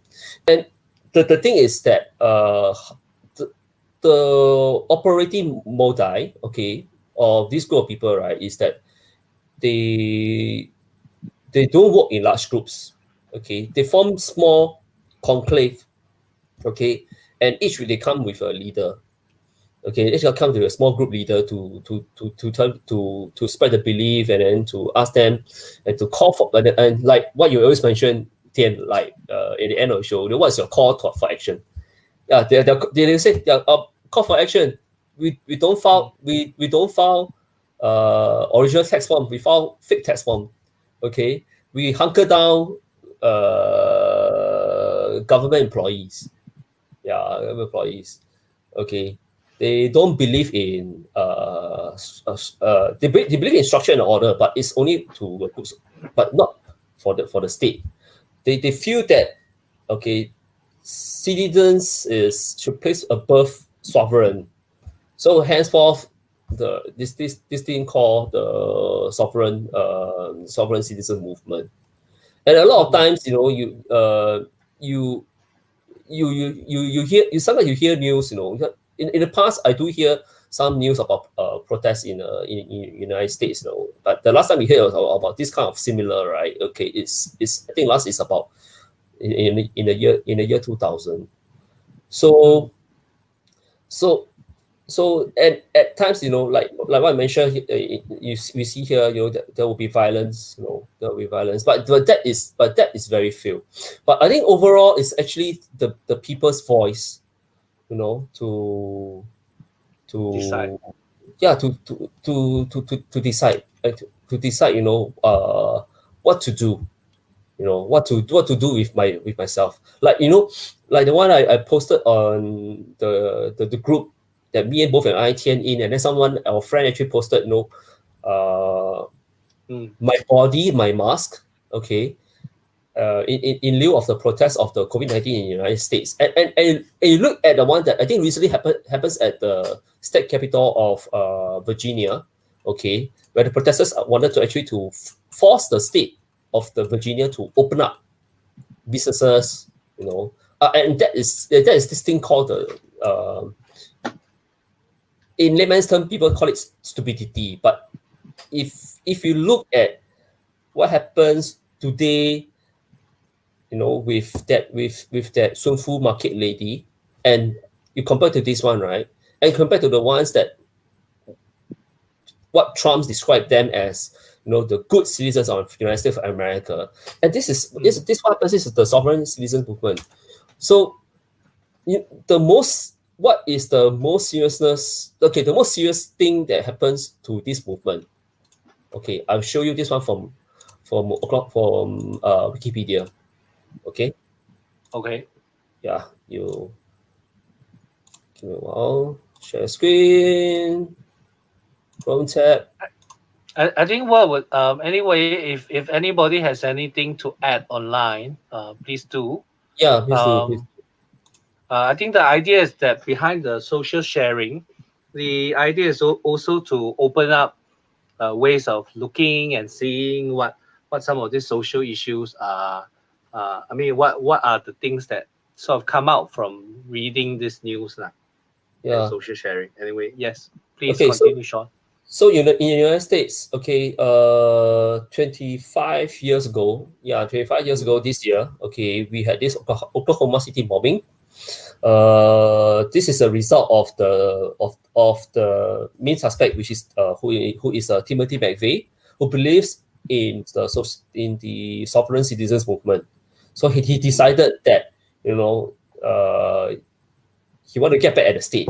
But this is an extreme case where he detonates a bomb, at the federal building in the state of Oklahoma, which is in the city center itself, and it killed 168 person, and sadly, for this bombing, 1/3 of the victims are infants and toddlers.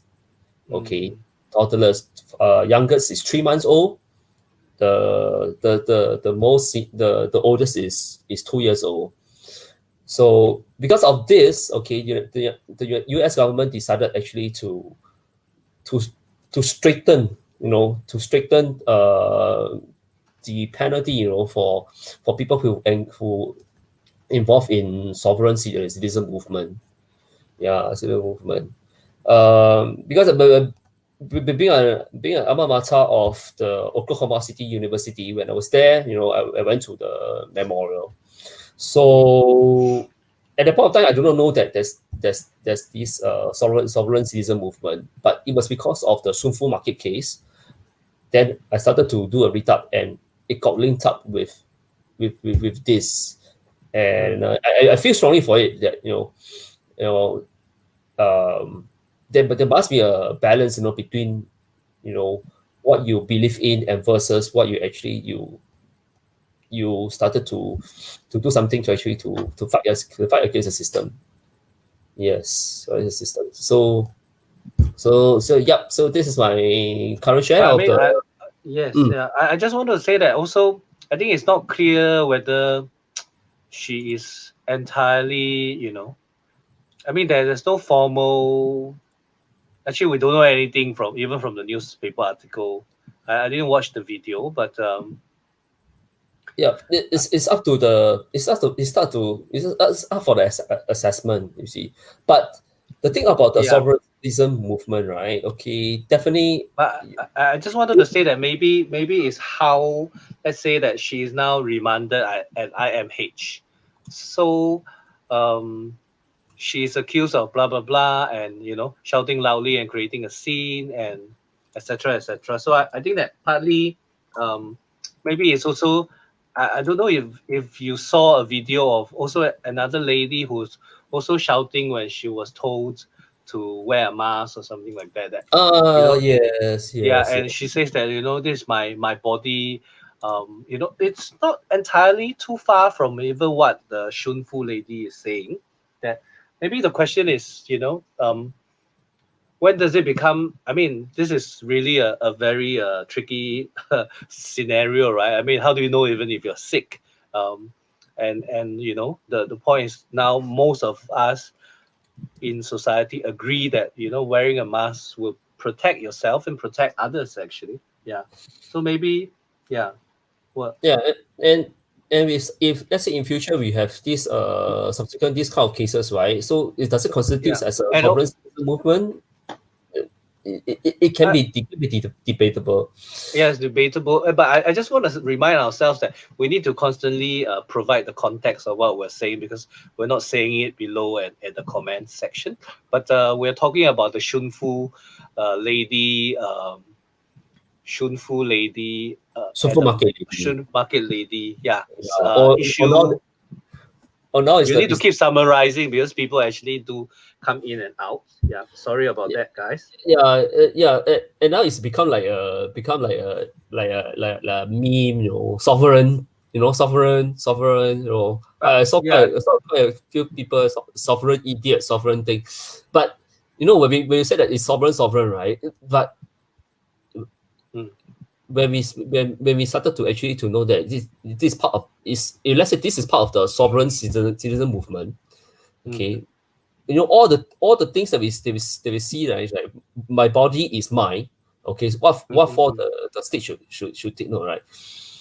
Then we will start to actually to understand what is this, this thing is it a very relatively new concept, or it's just only plain pochap. Okay. I think maybe there's two things, right? I think one, the lady, she was questioned whether she was naturalized. So I mean, there are also other issues that Singaporeans are also seem to be like, oh, this idea is so American. She must be from America, right? Yeah. And there are like other issues as well, I guess. But now we know that she stays in Australia, where Australia also is a place that I would say that it's if it fits us what we think of the West lah. Okay, West. But I think nevertheless, we should look. Okay, we should look because MHA minister actually has talked about it already. Yeah, he has talked about it. So and now it's on trial. So we try not to speculate anything further. We just look as it on. Yeah, I forgot about that. Yeah, it's on trial. IMH will release the reports in 4 weeks' time. Yeah. Okay. So anyway, yeah. Okay. Should we go to the next topic or what? Yes. Philippines. Yes. Okay. Now we're moving to the next topic. Everyone. It's Philippines. Talking about us. Okay. Please share it, Tian. Wait. Okay. Rappler. Okay. It's a very thought-provoking site from the Philippines. Okay. So what does the website call? What does it mean? For rap, okay, it means to discuss. Ripple, okay, is to make waves. So you discuss and you make waves, okay, it's like a philosophy actually to put it all together. Okay. So what was this for? Why would it caught my attention? Because the Independent Singapore actually announced the future story. So it's written by this guy, and this guy he's now in Singapore doing masters. Okay, he's Filipino, but he works for Rappler. Okay, and what does this Tagalog means? Okay. Okay, let me bring out the translation.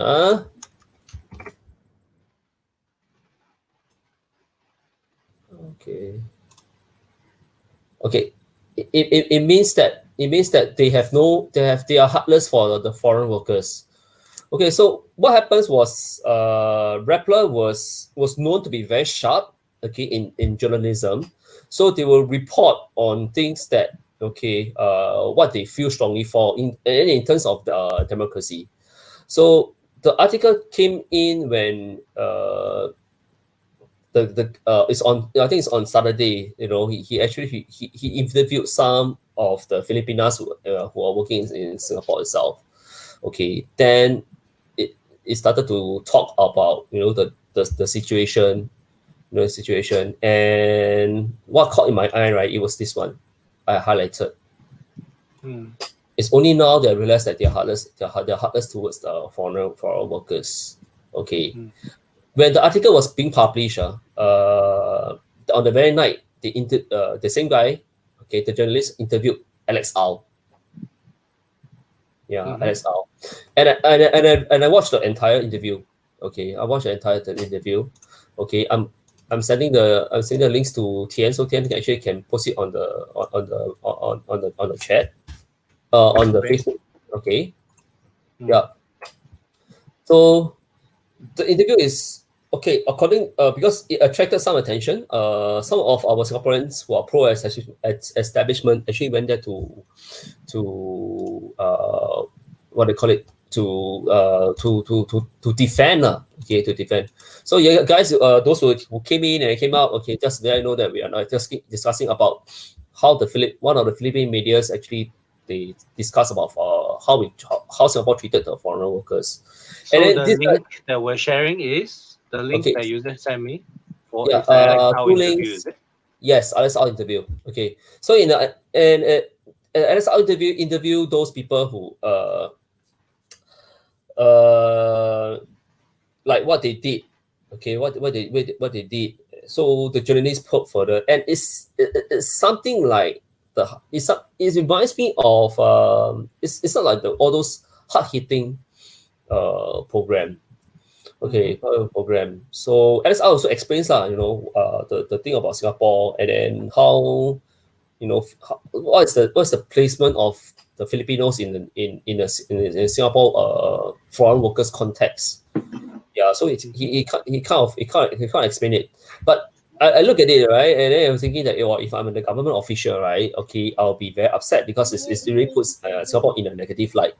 But if you are the kind of, you're looking at some different views, itself, okay, then this one thing that you will like it very much. You like it very much. So so how does the Singapore Filipino community reacts to this video and to this article? I look at Rappler's Facebook, not much of the comments lah, not comments. So yeah, so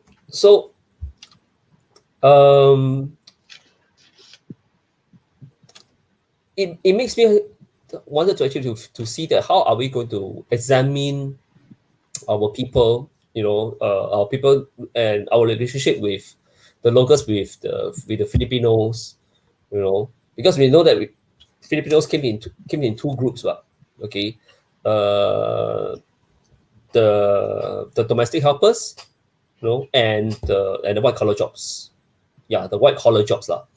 And it's the white collar jobs that we locals will feel strongly about it, because we since 2011 we've been feeling that, hey, how come these Filipinos they are here, are they, and to some extreme extent is that, hey, they took over our jobs, and the situation does not help. If let's say people, if you still remember, in after the 2011 GE, okay, for about a year, we had a very tense situation with the expatriates, okay, and foreigners, particularly two groups, okay, one from the mainland China or PRC, and the other is the Philippines.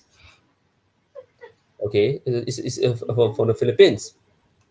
So, and I remember one case is that I think one of the Filipino who worked as a nurse in the government hospital actually posted something quite nasty, in Facebook, and he was being hunted down, lynched, okay, and the hospital actually sent out a press release and said that, okay, he is no longer a staff of from the hospital, from hospital. And that one was what is being reminded when I see this. You see, like, I'm going to highlight this paragraph here. Okay, I'm just a foreign worker, but the way they treat us is really hopeless. That's why I might just finish my contract here and then buy Singapore. Yeah. So from this article itself, we have to being reminded to re-examine two things, to re-examine two things, One is our relationship, okay, with the foreigners, and the other is, like we have been discussing a lot of times already in a few episodes, the ones we deal with for foreign workers, okay. So this is it, okay. This is the end of my third segment. If you have any questions, or comments, okay, if you can put it here, or you can actually you can leave it at the comment section, after this live stream is over lah. Yeah, so so Tian, I think we will. Now we have one more media to observe, and that is Rappler. I think for some artists who wants sharp criticism, right? Okay, this is the website to actually to read about. Particularly, I think I saw one of their values is actually the need to have press freedom, the need to actually to to protect their own view of democracy. Yeah. So Rappler is an international no, it's publication. Philippines. Oh, Philippines. Okay. Yes, it's Philippines. It's like Mothership, but more sharp. You know, more sharp. More the way how they write things, right, is more sharper. It's more sharp than Mothership. Why they are being writing this way is because of the environment that the Filipino is facing since 1986. Okay, that social event. Yeah. So yeah. Oh, correct. Okay. So all right. That's a good recommendation. Yeah, it's a good recommendation. I've never seen that before. But really with a pinch of salt, lah. You know, sometimes they write is a bit. I will say that it's a bit spicy. Right. I think everything we should all read with a pinch of salt and try to see something more than what the article says. Okay. Yeah. Okay. So I guess we will then come to the View TV supper program. Yes. Which is a light section. Yeah. Yes, it's a light section. Something light, I guess. Okay. Maybe. Well, you're gonna do the sharing, huh? Yeah. Let me. Okay. Let me do some share. I think while you're saying also, I think I guess today's news also about I think was I can't remember. I think on Antia was asking Josephine Teo if we would apologize, right? You know, and then and the comment seemed to be like, and Josephine Teo also commented that but no one has asked for an apology or anything like that. So Tian, the internet is unkind. So I saw a lot of funny comments after this. I think not only that, Monday's parliament session has a few things that is trending on our social media in Singapore. The other one is Libiwa. The auntie Libiwa, you never walk alone. No, she insisted our Minister of Health better answer my questions. Why TCM shops? Okay, why TCM shops do not open? Okay, they don't open. Is it because they're not as tasty as cakes and dessert? Yeah. Okay. Yeah. Yeah. Okay. I don't know why people are laughing at her, but actually, I thought that was quite good questioning. It's true, right? But they are just very different things. Yeah. Yeah. True. Okay. Yeah. I think we'll talk it later. Okay. But okay. Right now. Okay. Yeah. VIU, right? VIU.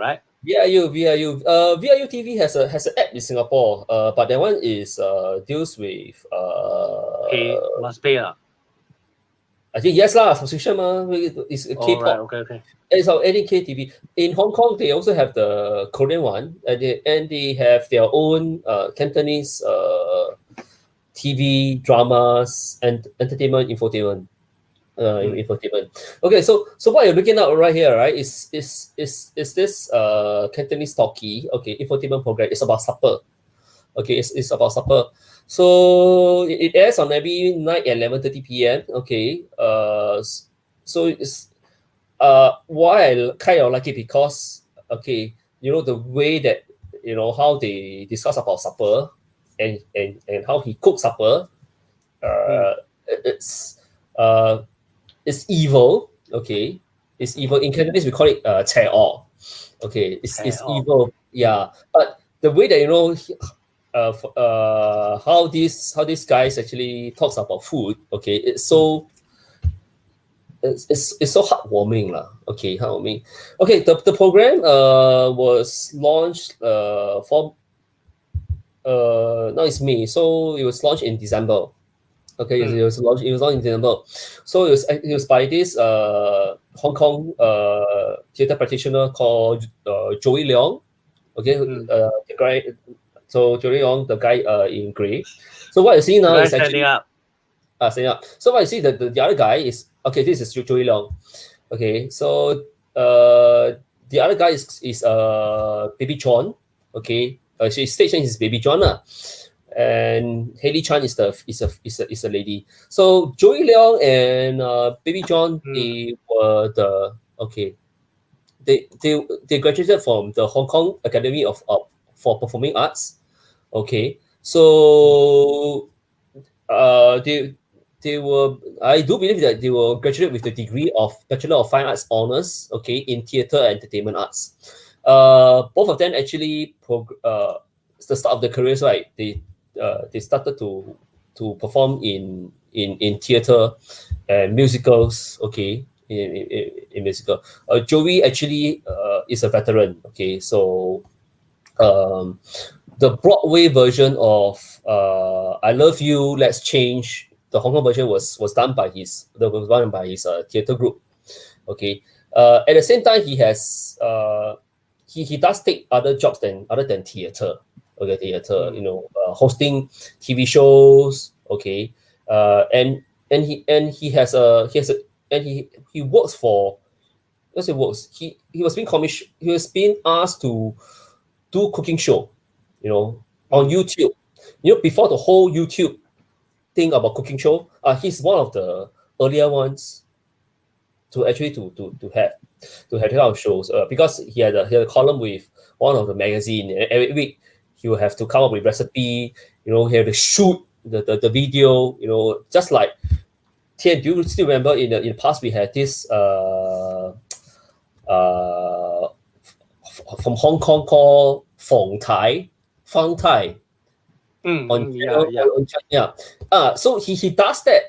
But he does that he's one of the earlier youth theater practitioner turns YouTuber. Okay, so he had this series of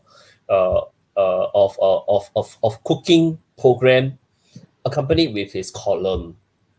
Okay. Yeah. Yes, it's his column. See, this is one of the earlier ones. So as he cooks, right? In 2016 he went to United States. Okay, so this school is called Auguste Escoffier School of Culinary Arts in America. Okay, he go and learn about took a degree on culinary arts. Okay, I checked the school fees already. Okay, it's $31,000 for tuition fees and food supplies.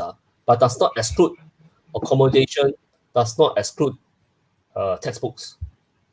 Yeah, so he came back. He came back after completing his degree, and that's why I think ViuTV selected him, because he knows what food is. And guess what? He's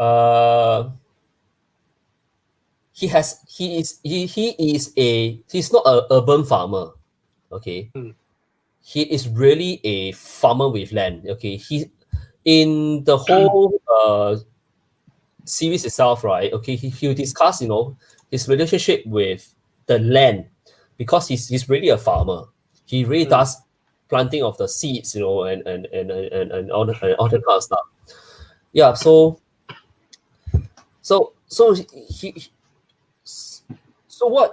what I can have a take of it is that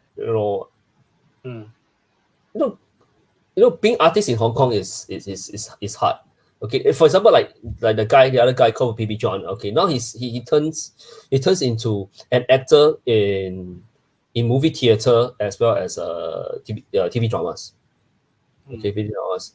And the why he adopted the stage name as Baby John, because his first debut in Broadway show, okay, is in school, and his school actually staged the Cantonese version of the West Side Story. So his character, right, has a nickname called Baby John, so that's why he adopted it. Okay. So if we kind of look at it itself, right? So I will not say that we in Singapore should be like Hong Kong, that theater people actually started to started to take jobs, like TV or films. And yes, we have people doing that already, but it's just that with the current pandemic, the what do you call it? The jobs opportunity is not there. But from what we can take it from this this infotainment program itself, right? Is actually. I think you need to share that link with us. So also. Yeah, but I have to highlight to our own our audiences. This I submitted the link to you, Tian. It's a playlist . It's a playlist. Okay. Okay. This show is in Cantonese. Okay, the native language of Hong Kong. Currently the subtitles, right, they do is done by the TV station itself, so they don't have English. Okay, but what what you can take it from here, right? Okay, is actually to see how they actually they eat, how they eat, how they cook itself, itself, and the way how they describe about food. The programs every week they have a topic, so they will start off,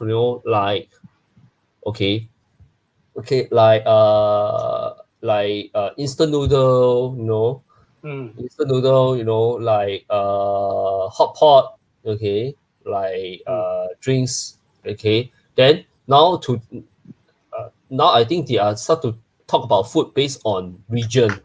For example, like 尖沙咀, Mongkok, okay, 大角咀, okay, all these places. Yeah. Wow, who's stomach growling? My man. Yeah. Yeah. So it's fun to watch. You see, it's fun to watch, and you don't see it. You don't see it in Singapore TV. Yeah, you don't say it's Singapore TV. I think the way I look at it is that why don't you see it in Singapore TV? I think it's our writers. We don't have a passion for food as passionate as them. Okay, that's one. Creative is one thing, and the other thing is that those who know about food, who start to go on the show itself, right?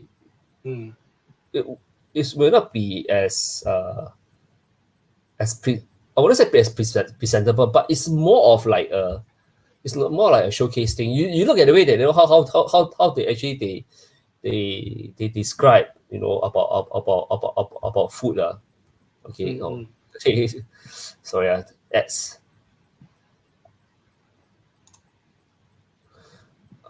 It's just like friends talking lah. It's just like friends talking. It's just like friends talking. Ted just commented. Oh, I'm waiting for a comment. Yeah, but can we have him, getting a few of the not the chef okay. Oh, can we have him, or get I think yeah, people like him. You explain what the comment is for people who are not who just tune in. Anyway, okay. We're just talking about you want to summarize? We're talking about the VIU. What's the name of the program?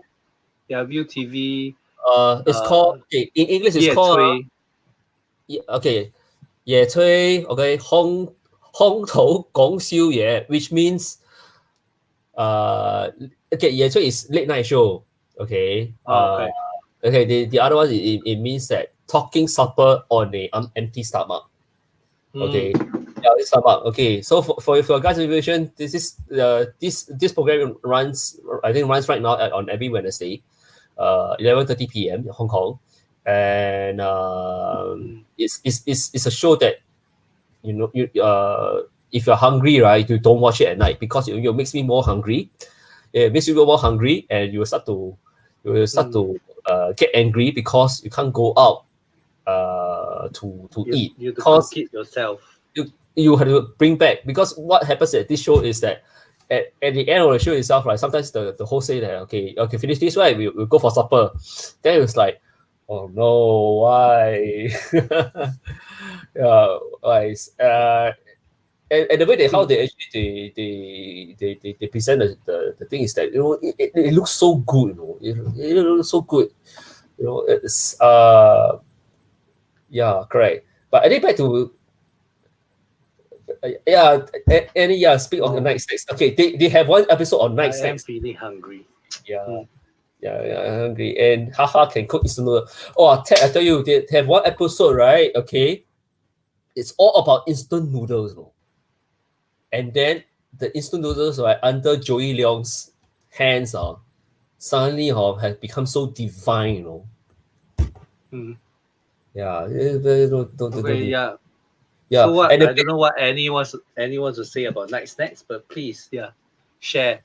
Speaking of, yeah, she said speaking of night snacks, because being reminded. Let me see the playlist. Okay, let's see the playlist. I think there's one episode on night snacks. Okay, yeah. What they do for what they will do for snacking. Yeah, snacking. So Wow, dim sum.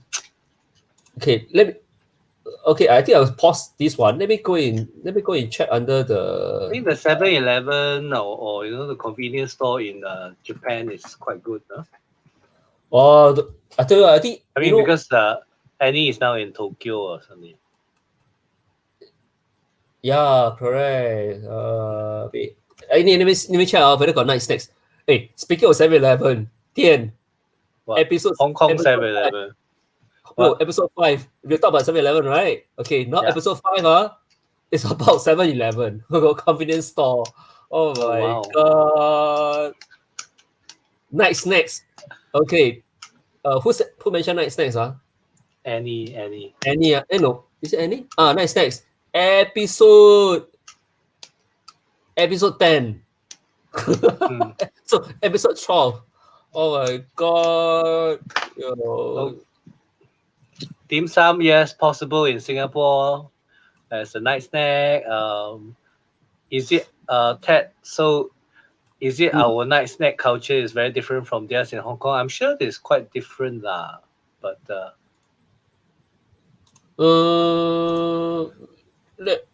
Annie says yes, but not as shocked as Swee Chun. Andrew says oh yes, but it's very different. Yeah, but Swee Chun quality has changed a lot over the years. Yeah. Okay, since now we are on snacks and Dahui, you know, Dahui, who can we not forget the controversy of the controversy of the Rochor Dahui. Correct, right? Swee Chun no match for those in Hong Kong. Okay, since we are on food, you know, I think one of the this is our food. Okay, we are on food. I think one of my Facebook friend who used to open restaurants in Hong Kong. He's Singaporean, by the way, Hong Kong. He actually went on a tour to check on the authenticity of dim sum, and he went up to Guangzhou. And he also lamented, you know, in Guangzhou itself, right? It's very hard to get traditional dim sum. Yeah, very hard to get traditional dim sum itself. Yeah, correct. Swee Chun. Okay, I try not to do product one. Of that's over. That's overrated. I think, in my personal opinion, one man's meat is another man's poison. Okay. Between Swee Chun, Tim Ho Wan, and this one at Jalan Besar called Dim Sum Hall. Is it there's a new one, no? Yeah, correct. Same pricing as Swee Chun. Yeah, same pricing as Swee Chun. but they are better. But Sichuan's advantage is that it's 24 hours. Too late. Except for Thursday. Hmm. Okay, except for Thursday. So Okay. yeah. Yonghe. Okay, Yonghe is In Geylang. in Right. Geylang. They are not as good as before. I agree. Well, he's saying that the one in Taipei is not as good as the one in Singapore. I think both actually.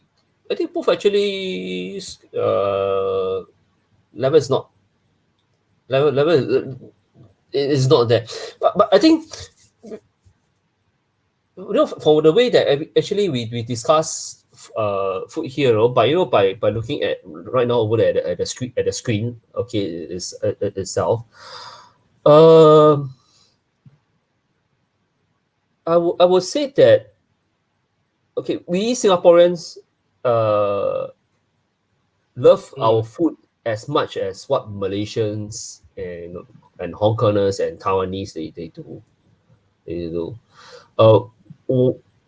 Why we find that sometimes overseas food is actually better? I think a lot of factors. So I think one thing is water.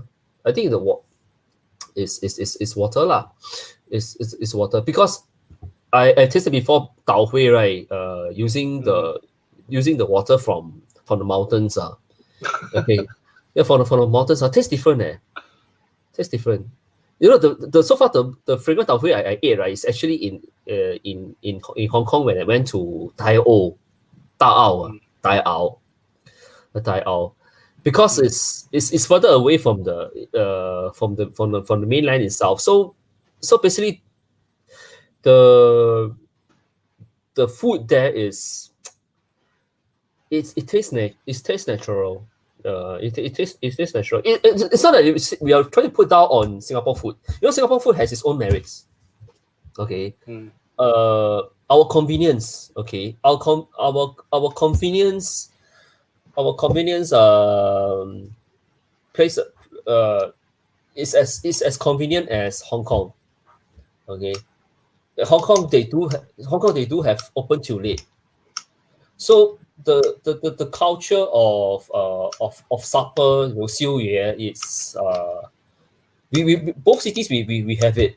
Okay, is have it, but it's just that we have been it's nature for humans that we go overseas, we find that overseas food it tastes different. Yeah, new water. Yeah, there's no new water overseas. Andrew Sichuan is good for his ambience. You must do it at the back lane. But Andrew, no more back lane already. Yeah, no more back lane already, Andrew. No more, Andrew suggested to have another session next time to talk about supper. Supper? Wow. To you. Yeah. Maybe we can have that. We should have a few people come in to share their favorite place for supper. I think to have a bigger than that, we get something like a round table discussion. This is lunch. Round table discussion about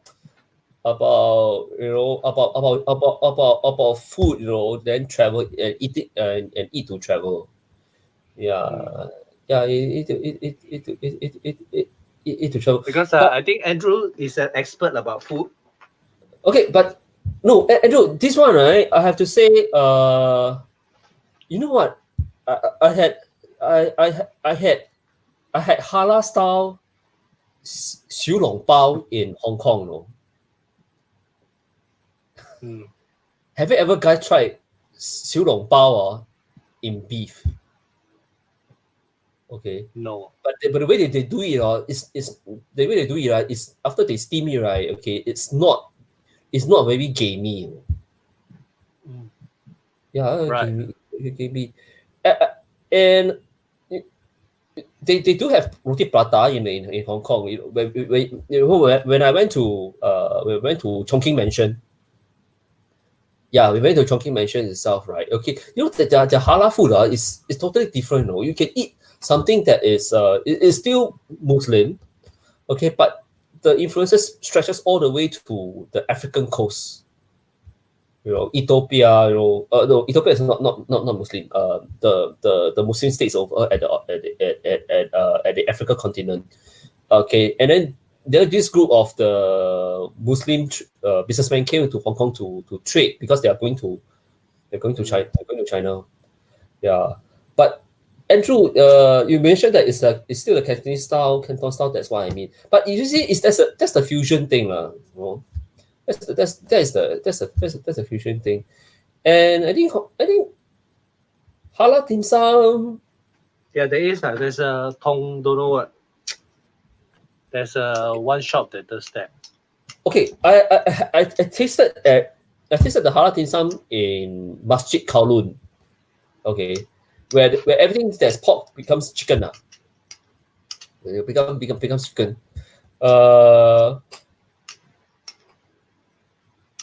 And the ones that I know what you mentioned about, I go and eat in over there. The taste is different. The taste is different. I don't know why. I think it's the competition. It's the competition that forces the food people actually to push for it. Yeah, really. I think diversity is different from fusion. Yes, I agree. Diversity. That's one. That's one. We take it at we take it as that. I think in diversity, I quite agree that we Singapore we embrace diversity more than in Hong Kong. But the Hong Kong's diversity is different. It's that kind of diverse that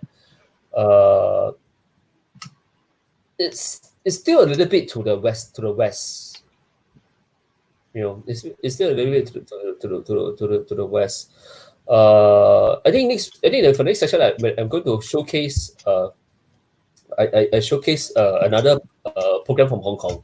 Okay, that program is a bit political. Okay, because it started off as it started. The program is called about yellow economy.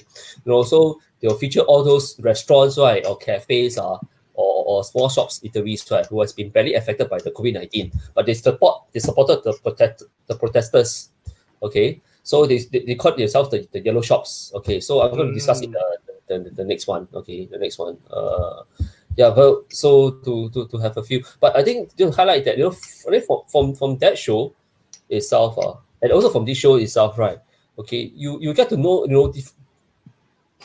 a type of different cuisine. I don't think we have Romanian food. We don't have Hungarian food. Okay, here to my knowledge, okay, probably in Singapore. Hungarian. Hungary. Singapore, Romania. We do have a Russian fusion with Hainanese Western. Shashlik. But that one is not really Russian, Okay, before it got closed down for the third time, I went to ask, and then they said that it's a bit of Russian. Okay, the boss. You're talking about the one in Far East Plaza. Yeah, Far East Plaza. Yeah. Lucky Plaza. Lucky Plaza. Lucky. Yeah, the Hainan shop. No, it's Shashlik. Oh, Shashlik, that's in Serangoon Garden. No lah. Shashlik. Oh, is it? Shashlik. Oh, that's in Far East Plaza, man. No lah. Really? Far East Shopping Center. Far East Shopping Center. Okay. Okay. Shashlik.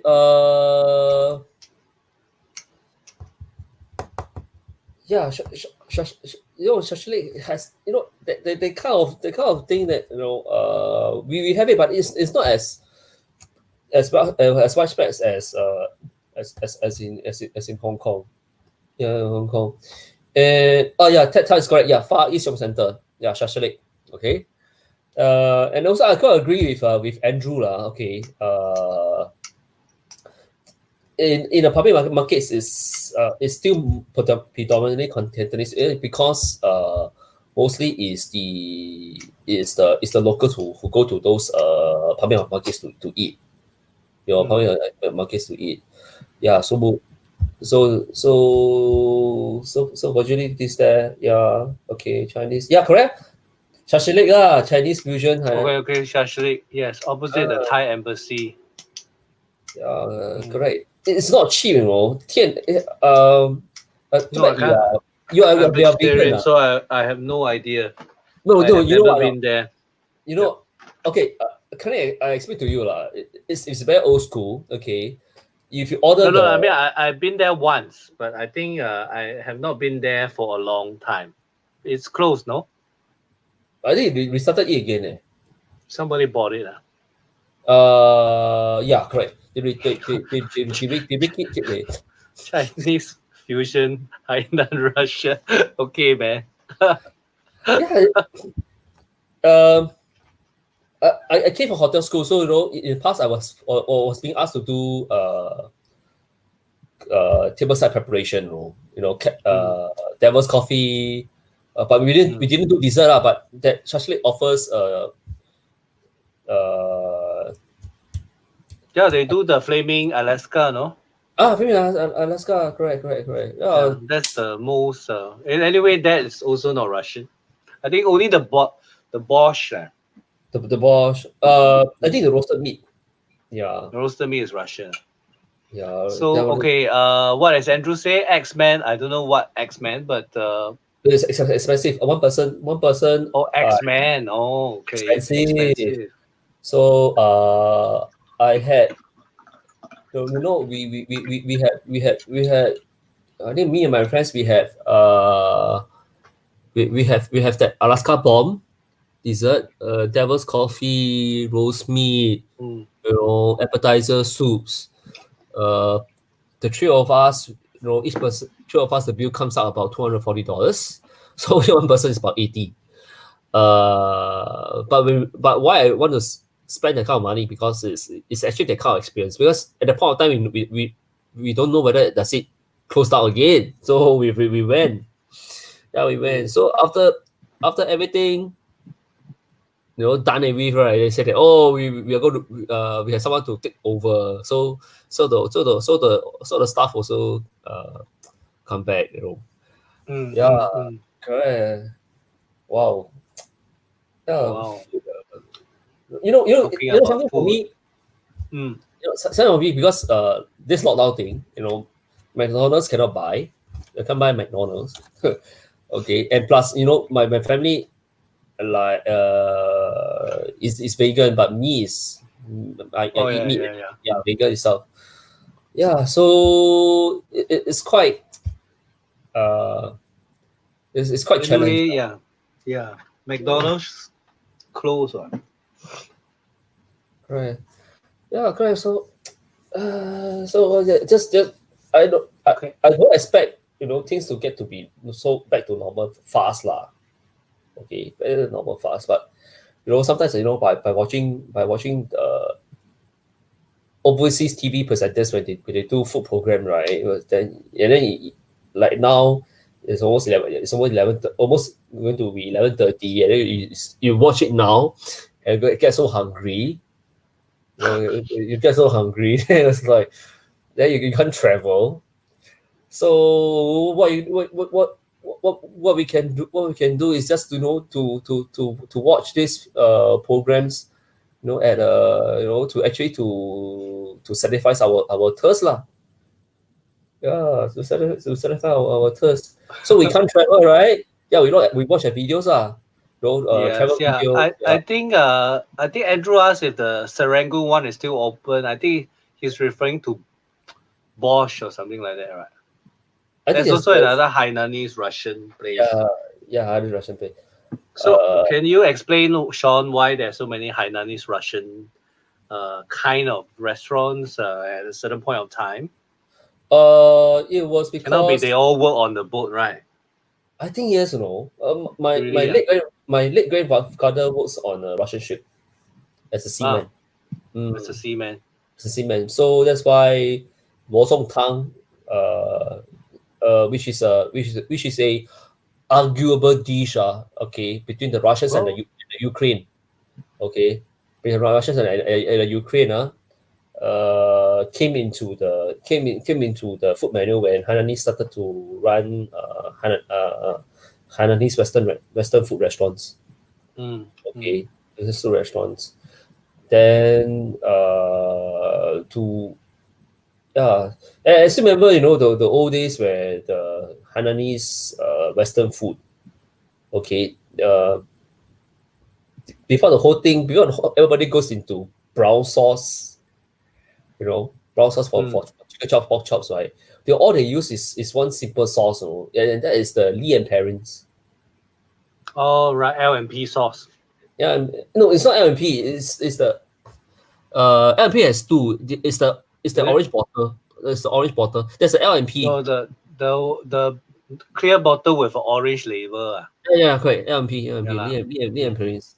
Okay, Lee and Perrins. Okay, Yeah. Andrew job is to make all of us very hungry. Ted Tan, A&W now delivers from Jewel. Okay, Ted. Andrew must support too, or A&W will close down again. Will A&W close down again, even though it's better than McDonald's? I seem to remember. No, but Tian, I think you're not a meat eater, so for me, meat eater, okay, McDonald's is not as good as BK. Okay, BK. Yeah, that for sure, no. Okay, then A&W is not as good as BK. Okay. Okay, I see. Yeah, correct. A&W, I will still go to I will still go to JB. if then the whole thing is over, I still go to Malaysia. I think one thing is because for fried chicken, right? Our chicken is frozen. Malaysian ones is fresh. Okay. Then except for Arnold's fried chicken, I don't know why. It's from frozen chicken. Okay, but it tastes juicy. Yeah, it tastes juicy. Okay, Ted. Basically the L&P sauce. I just saw a video on Facebook. They actually go to the factory. Anchovies is one of the ingredient. Anchovies. Okay, onion. Then don't have garlic, and then some of the sauces. Okay, yeah. So that's basically. But it has this distinctive fragrant taste. If you do Hainanese style chicken chop at home, before you marinate, you use that sauce. Okay, keep it for a few hours. Then when you cook and you serve, right, you just dip one thin layer on top of the chicken chop itself, right? It tastes like just like old school Hainanese Western food. Okay, not only in cafe, but the ones that I always remember when I go to the hawker center to eat for the first time. And L&P sauce is the one that separates from the rest. So you mean it's better than a brown sauce? Yes, I can't take it for brown sauce. Okay. Yeah, brown sauce. I don't know what's dirty free roaming chicken better. It's okay. That means not cage lah. Okay, it's not cage. It really depends on the chicken. Sometimes if you pick up, like the ones I went back to Hainan Island to eat for the first time, right? That's Wenchangji lah. Wenchangji is a different breed. But it's very tough, It's very tough. I mean, but Singapore sell Wenchangji. I used to see at no more already. No more, yeah. No more already. It's too tough lah. Yeah, it's too tough. It's like some chickens are what do you call it? A bodybuilder, The meat fiber is a different breed. Anyway, the chicken that in Fort Canning is not chicken. It's what do you call it? Red jungle fowl. Yeah, cannot eat. How cannot eat? I mean, I'm sure people eat it, but I don't imagine them to be very meaty at all, actually. Well, Andrew, but they are fierce. Fierce, right? The Okay, Spurs so are killing you. Yeah. Okay. Yes. Anyway, yeah. So I think we are talking about. If you just tune in, we're just talking about why. Yeah. Why is Hong Kong television on food is so makes you hungry and I think the gripe is that maybe sometimes a lot of the local TV on food doesn't make you as hungry. yeah, but you know the best thing is about the ones that we are seeing on screen, right? Okay, they you can imagine that two of them are theater practitioners. Okay, one of them is yeah, theater practitioners, and it takes it takes for them actually to be versatile, to be versatile. There are chances there are chances in Hong Kong like this for them actually to to perform lah, to perform. And this program, I will highlight again is what makes it so special because the way that how Joey Leong, okay, how he cooks, right? Okay, there's a reason because okay he took courses, he graduated with a degree in culinary arts. So it says that and plus he's a farmer, so he's a farmer himself. So with these, right, okay, in future, if like right now theater is shut down in Hong Kong, he don't have theater shows. So now he still have this TV program to actually to host, to get by, yeah, to get by. So I think people from the art scene, let's say that you have this kind of similar talent, or you really love food, you want it, and the way that you presented the food is not horrendous. Okay, probably you can try to have a YouTube video or YouTube channel to actually to showcase, to showcase, because right now I think this pandemic, a lot of people are actually trying to adapt to place a camera, talk to the camera itself one by alone while you demonstrate your cooking skills. Yeah, so go for it, man. Yeah, and then with that, I think that's maybe that's our next sharing. We should have a round table of food supper. Yeah, sure. But I think before we had that, okay, a preview. I'll be talking. I think also food. Okay. Also food. This TV channel, although it's a bit political. Okay, because the host wanted to actually to support the yellow economy, and those cafes and restaurants who approach for help are in serious trouble. So they did a filming lah. They did a filming. They talk. And what was very remarkable is that a lot of the Hong Kongers a lot of viewers when they watch the program, right, the very next day, right, they'll make reservations. Okay, they will queue to get inside the restaurants to support. To support. So we will look at that. We will discuss that phenomenon, on the yellow economy, and then some of the psychological thing on why Hong Kongers are supporting this yellow economy group. Okay, but my next feature will still mainly concentrate on food itself lah, for that YouTube channel. Yeah, so interesting. I think people, our viewers may not have idea what is this thing called yellow economy. So I will also share a bit lah, through social media on yellow economy, and then hopefully that your guys will have an understanding on what happened to what's happening now in Hong Kong lah, when it comes to economy, and when it comes to food. Okay. Food and political ideas, which is you can't really mix these three together.